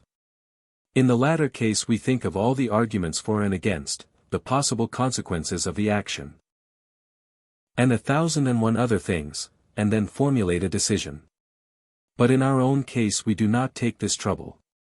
We are very apt to be moved almost entirely by our own feelings, desires and emotions, rather than by our judgment. We are in the habit of inventing reasons for our actions after we have decided to act. In other words, we use our reason to excuse and justify our actions, rather than to lead and guide them. Many persons rush into action either from their own desires, or from the suggestions of others, and then hatch out a goodly array of reasons for the action or decision, none of which reasons ever entered their minds before the decision or action. Halleck says, "A habit of deliberation in cases of violent emotion is a difficult one to form. When one feels strongly, the motor idea is often followed immediately by motor action. A fit of anger has escaped us before we were aware. We have said something that we shall regret all our lives before we could seem to apply the brakes to speech. The only safeguard against these sudden motor outbreaks is to be continually on the lookout for the provoking causes, and to have the brakes of repression half applied before the cause is operative. The habit of being watchful and of applying motor inhibition will soon begin to form, and the task will grow constantly easier. In other cases, where the emotion is of slower growth, the attention must be drawn away from the emotion-provoking idea before it grows too strong. The truth is important, that one must learn to think in order to cultivate willpower correctly. Man has improved faster than the beasts, because his voluntary acts have been guided by progressive thought toward higher ends. The first requisite for intelligent decision is found in the faculty of perception. In a previous chapter we have called your attention to the fact that one must have some material upon which to work before he will be able to think intelligently. Therefore one should develop his perceptive faculties that he may store up a collection of perceptions in his memory which will serve as the data of experience upon which to base future decisions. One must take notice as he goes through life, in order to acquire a set of impressions which will be of service to him. 1/10 of the time and attention that people bestow upon idle and silly works of fiction would bring them rich harvests of impressions if devoted to intelligent observation of the world around them, the habits and actions of real men and women, and the facts of science and industry contained in textbooks on the subjects. Much of the trashy, so-called literature of the day not only fails to teach true lessons of life, but what is even still worse, it teaches totally false ideas of life and action. The stage is open to the same criticism. The man or woman who bases his or her ideas of life upon the sayings and doings of the characters in trashy novels and sensational plays is ill-prepared for the real work of life. The proper study of mankind is man, has been truly said. Man, know thyself, another has said. Look around you upon the living, acting, willing world of action, and gain your experience from what you see and hear. Read good books by all means, but avoid the trashy ones as you would a pestilence. Good standard works of fiction add to one's store of experience, but the light, frothy, silly, sentimental stories which are so popular serve only to sink one deeper in the rut of intellectual torpor, and to make it even more difficult to actually think and decide from the reason. Ask yourselves questions about things you see and hear. Ask the never-ending, why? This one word, if applied at the right time and place, will serve to save one from many follies. Why, that is the great question, after all. It is the question of the child, which brings him his store of knowledge. If the grown-ups would persist in its use, they would continue to absorb knowledge all their lives. How? Whence? Whither? These also are good questions to apply to things. Apply this set of questions to objects and subjects which may come before you for attention. 1. What is it? 2. Whence comes it? 3. What is its use and its purpose? What is it good for? 4. What are its associations? What is like it? What different from it? In what way is it better than similar or opposing things? 5. Where is it going? What will be its end? What consequences will arise from it? Where will it lead me to? These are merely hints intended to establish habits of inquiry and analysis on your part. Do not be satisfied with the mere say-so of others. Manifest the Missouri instinct, and demand to be shown. Use your own thinking apparatus. Make up your own mind, after hearing all that others have to say. Listen to others, and then do as seems best to you. Do the thing that seems best at that particular time and place, and under the particular circumstances. No one can do more. Look before you leap. But when you leap, throw your entire will into the leap, and forget what lies behind you. Be sure you're right, then go ahead. But when you go ahead, go ahead. Do all your worrying before action. When you act, act. The time for decision is before the act. When you get into the fight, fight. Put your hand to the plow, and look not backward. Look forward, not backward, look upward, not downward, look outward, not inward, and put on a full head of the steam of will. Chapter 19. How to develop volition. The phase of volition is the final and conclusive stage of the manifestation of will. It is the actual action of the will, the pulling of the trigger of action, the releasing of the spring of outward manifestation of the will. Volition blends so closely into the actual action that it is difficult to distinguish between them. One may desire to act, and yet may not act, even decide to act, and yet may not act, but one cannot will the act, in this final stage. And yet refrain from action, unless outside forces prevent the action. Volition is concerned with action, and is known only through action. In the same way it may be developed and exercised only through actual action and performance of some kind. In the training of the will, or the development of willpower, one of the first things that the student should learn is that he should acquire the art of rising above the ordinary emotive plane and then act from the head. That is, he should acquire the art of setting aside the emotions, feelings and ordinary desires, and thus concentrate his attention upon the intellectual part of his nature, to the end that he may finally will from his reason rather than from his emotions and feelings. This is the distinguishing mark between the man of the trained will and the ordinary man of feeling and desire. The latter is moved to action by his feelings, emotions and desires, solely, his judgment playing but a small part in the manifestation. On the contrary, the man who wills from reason, steps aside from the emotional part of his nature as one would from an overcoat, and then reasons out the to act or not to act, and the why and wherefore of the matter from the standpoint of cold, steely reason, and then wills. Such a man creates desire which moves the will, for he acquires the art of converting reason into desire, a feat possible only to one of advanced intellect and trained will. A consideration of this truth brings us to a realization of the fact that this inhibition of desire and emotion forms one of the highest and most effective manifestations and employments of the will.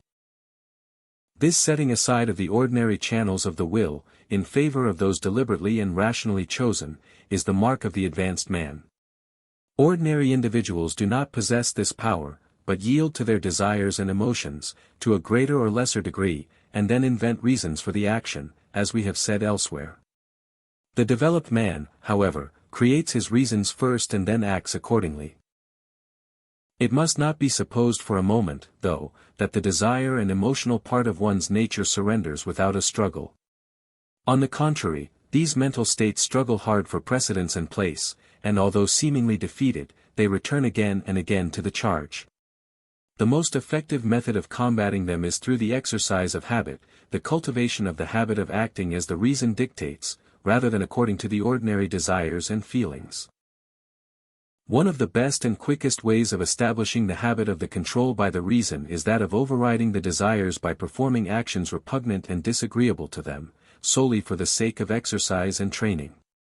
Many eminent psychologists have agreed upon this point. Professor William James repeatedly advises his students to acquire the ability to perform actions solely because they would rather not, for by so doing they will develop the muscles of the will. He suggests that they should make a practice of this, not because of any special merit in the actions themselves, but because thereby one acquires the difficult art of being able to do things that his feeling phase of mentality doesn't want to do. He suggests that such things as getting up and surrendering one's seat in a streetcar is good practice, also speaking pleasantly when one feels otherwise. In short, any and everything that requires a decided effort of the will in opposing the feelings and desires. Professor James compares this practice to the placing of insurance upon one's property, providing for a time when reserve force is needed. Another writer mentions the case of a man who had declared his aversion to the dry facts of political economy, and who was discovered by a friend to be poring over a volume of John Stuart Mill. His friend, seeming surprised, the man said, "I am reading this because I dislike it." That man had discovered the secret of developing his will. Halleck says, "Nothing schools the will, and renders it ready for effort in this complex world, better than accustoming it to face disagreeable things. A will schooled in this way is always ready to respond, no matter how great the emergency." While another would be still crying over spilled milk, the possessor of such a will has already begun to milk another cow. The only way to secure such a will is to practice doing disagreeable things. There are daily opportunities. On the other hand, the one who habitually avoids disagreeable action is training his will to be of no use to him at a time when supreme effort is demanded. Such a will can never elbow its way to the front in life. When Napoleon found the Alps in his way, he scaled them while another general would have been lamenting the obstruction. No general ever had a more energetic and better trained will. He had it under such control that he could enter on a line of disagreeable effort, involving great hardships, with no seeming struggle. Quick and severe effort is never easy for anyone. Few have the will to undertake it, but Napoleon moved with such energy that he never failed to carry the war into the enemy's country. All other world-famous men have been the possessors of wills that acted in the line of the greatest resistance, with such seeming ease as if the action were agreeable. The last quoted authority, in speaking of the line of greatest resistance, uses the term in its application to the ordinary man. Napoleon, however, had so mastered the feeling side of himself that the doing of necessary disagreeable things was not the line of the greatest resistance, but was along the lines of the least resistance, for habit and practice had worn away the original resistance, and the doing of the necessary thing, however disagreeable, was habitual. Another method of training the will along similar lines is the practice of doing things now, instead of putting them off. This is often a most disagreeable task, for the mind seemingly prefers to procrastinate and defer the doing of uninteresting or disagreeable tasks. It requires real will to force oneself to do it now in many cases. Training along these lines will result in developing the capacity for immediate and decisive action in critical moments. The exercise of voluntary attention upon dry or uninteresting objects, as a matter of pure will training, is also useful. Anyone can devote attention to an interesting thing, but it takes a strong will to place and hold the attention upon an uninteresting one. Voluntary attention is a far more rare faculty than people think. There are but few people who can deliberately fasten the attention upon some dry subject, and then hold it there by force of will. And yet such a quality is a requisite for the man who would do things in the world. The men who step out of the ranks and move a pace ahead are generally those who have acquired this faculty, and who do the disagreeable and uninteresting things, while the majority of the race are amusing themselves with their interesting toys. One may render easier the doing of the task set for him by his reason by using the imagination in the direction of setting up mental images of the accomplishment of great things by reason of the development of the will along these lines. In this way a new and strong set of desires and emotions are set up, which supplant the old ones, and which operate in the direction of furnishing a new and powerful motive force toward drawing out the activities of the will. The greatest desire will override the weaker ones, and as desire may be built up by the use of the attention and the imagination, it may be seen that one has the matter in his own hands, providing he will make the effort in earnest. And the force of habit may also be turned to the best account, by converting the lines of greatest resistance into those of the least resistance, simply by habituating the mind to the performance of the disagreeable and uninteresting tasks. As for the exercise of will power upon things and persons outside of oneself, we would say that the old adage, which tells us that a man must conquer himself before he can hope to conquer the world, is in full operation and effect today as it was centuries ago. The man who has failed to master himself cannot hope to exert a strong and lasting effect upon others. If you will consider the lives of the great men of history of all times, you will find that in nearly every case the individual has risen above the usual plane of control by desire and feelings onto the plane of the will to will, of the reason. The very fact that one has been able to accomplish the control of the self by the self is sufficient proof that he has developed a degree of will power which, if turned outward, would accomplish a like miracle. If you acquire a strong will by arousing it in the direction of self-control and self-development, the rest is a mere matter of turning the power outward as well as inward. In conquering the elements of your own nature you are conquering mental states just as strong and obstinate as those in other people. Think over this a moment. The average person is not a will-to-will individual, but one moved by his impulses, desires and feelings. And just as you mastered your own desire self, so may you master the desire self of others if you exert the same power and persistency. As for the obstacles of life, you will find few harder to overcome or get around than have been the rebellious faculties of your own mind. You will find it largely a matter of determination, doggedness, persistency and singleness of purpose. It is very difficult indeed to explain the principle of the development and training of the volition. It is so much a matter of the peculiarities of each particular case that generalities seem to fall short of filling the requirements. But this following rule will apply to all cases and is one that you should impress firmly upon your mind, for it contains the seed thought of the whole idea. It is this. Live in your head. Do not allow the mind in the various parts of the body, or in the entire body, to run away with the mind in your brain. You, the I, are the charioteer. Keep your horses under perfect control, and do not allow them to run away with you. Make your decisions from the inner chamber of your mind, without regard to the cries and demands of the lower and outer planes of your being. Retire to the council chamber of yourself in making your decisions, shutting the door against all comers. Dwell for the time being in the region of pure will, and then come forth with mind made up, and decision firmly fixed. And always act according to your decision so made. Do not allow yourself to be sidetracked. See your goal and move straight toward it. Act not because you feel like it, but because your reason tells you that you should. Let the should with you always merge into the must. The above is no easy task, it is not for the weaklings of the race, but for the strong ones. To which class do you belong? To which class do you intend to belong in the future? What are you going to do about it? The choice is yours. As you answer, so shall you be. The will is there awaiting your demand. Take it or leave it. Tender-handed grasp a nettle, and it stings you for your pains. Grasp it like a man of metal, and it soft as down remains. Chapter 20. The marks of the negative will. By way of contrast and warning, we now call your attention to the characteristics of those possessing negative will power, that is, those who lack positivity in will. Lack of perception. This is one of the marks of the negative will.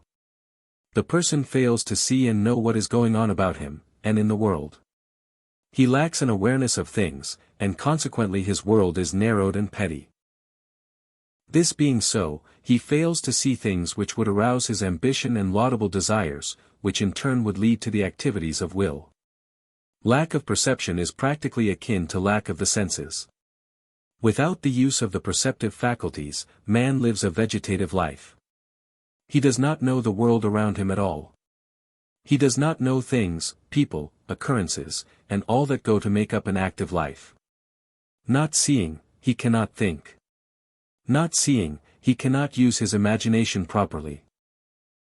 Not seeing, his desires are simply the inherited desires of the race.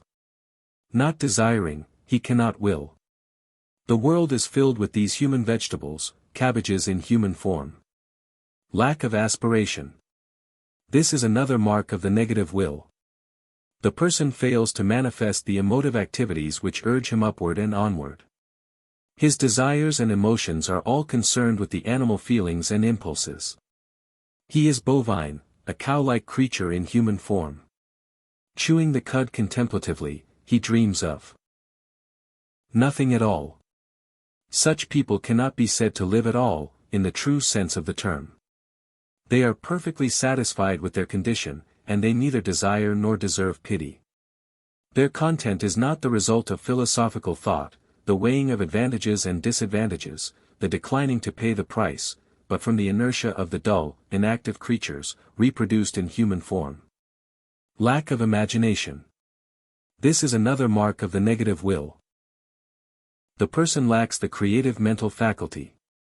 He is not able to look ahead and see things as they might be made to be. He is unable to picture improved methods, and increased power. He cannot see further ahead than the end of his nose, and doesn't want to do so. He sees what is going on in front of him, but he cannot see the next step until it is manifested. He cannot make a mental image of that which he wishes to be, and wants to be, and therefore cannot will it to be. He is not necessarily contented, but his is the discontent of vague unrest and uncertain discomfort. He is not able to picture himself as doing better, being better, or having a better environment. He is a human clam. No doubt the clam is spared much discomfort by reason of its lack of imagination, but who wants to be a clam? Who, indeed, excepting the clam? Lack of decision. This is another mark of the negative will. The person is unable to make up his mind. He may have desires, aspiration and imagination, but he cannot make up his mind what he wants to do, and whether he should do it even if he wants to. He is like the donkey which the philosophers held would starve to death between two equally attractive haystacks, because he couldn't make up his mind which one he liked the better. Conflicting emotions, desires and feelings disturb such a person, and he is like a human tennis ball that is batted to and fro between the opposing motives. He is always in a state of the lover who cried, "How happy I'd be with either, were t'other fair charmer away." He wants his cake and the penny too. He is governed by impulses, and the impulses are continually changing, so that he never knows where he is at. He is a human automaton, driftwood on the sea of life. He avoids deciding as long as he can, and then gets someone else to decide for him. The irresolute man is lifted from one place to another. So hatcheth nothing, but addles all his actions. For indecision brings its own delays, and days are lost lamenting o'er lost days. Are you in earnest? Seize this very minute. What you can do, or dream you can, begin it. Boldness has genius, power and magic in it. Only engage, and then the mind grows heated, begin, and then the work will be completed. Lack of volition. This is another mark of the negative will. The person wants to act, and is ready to act, but he never wills to will. This is a most perplexing mental phenomenon, and one most difficult to explain or understand.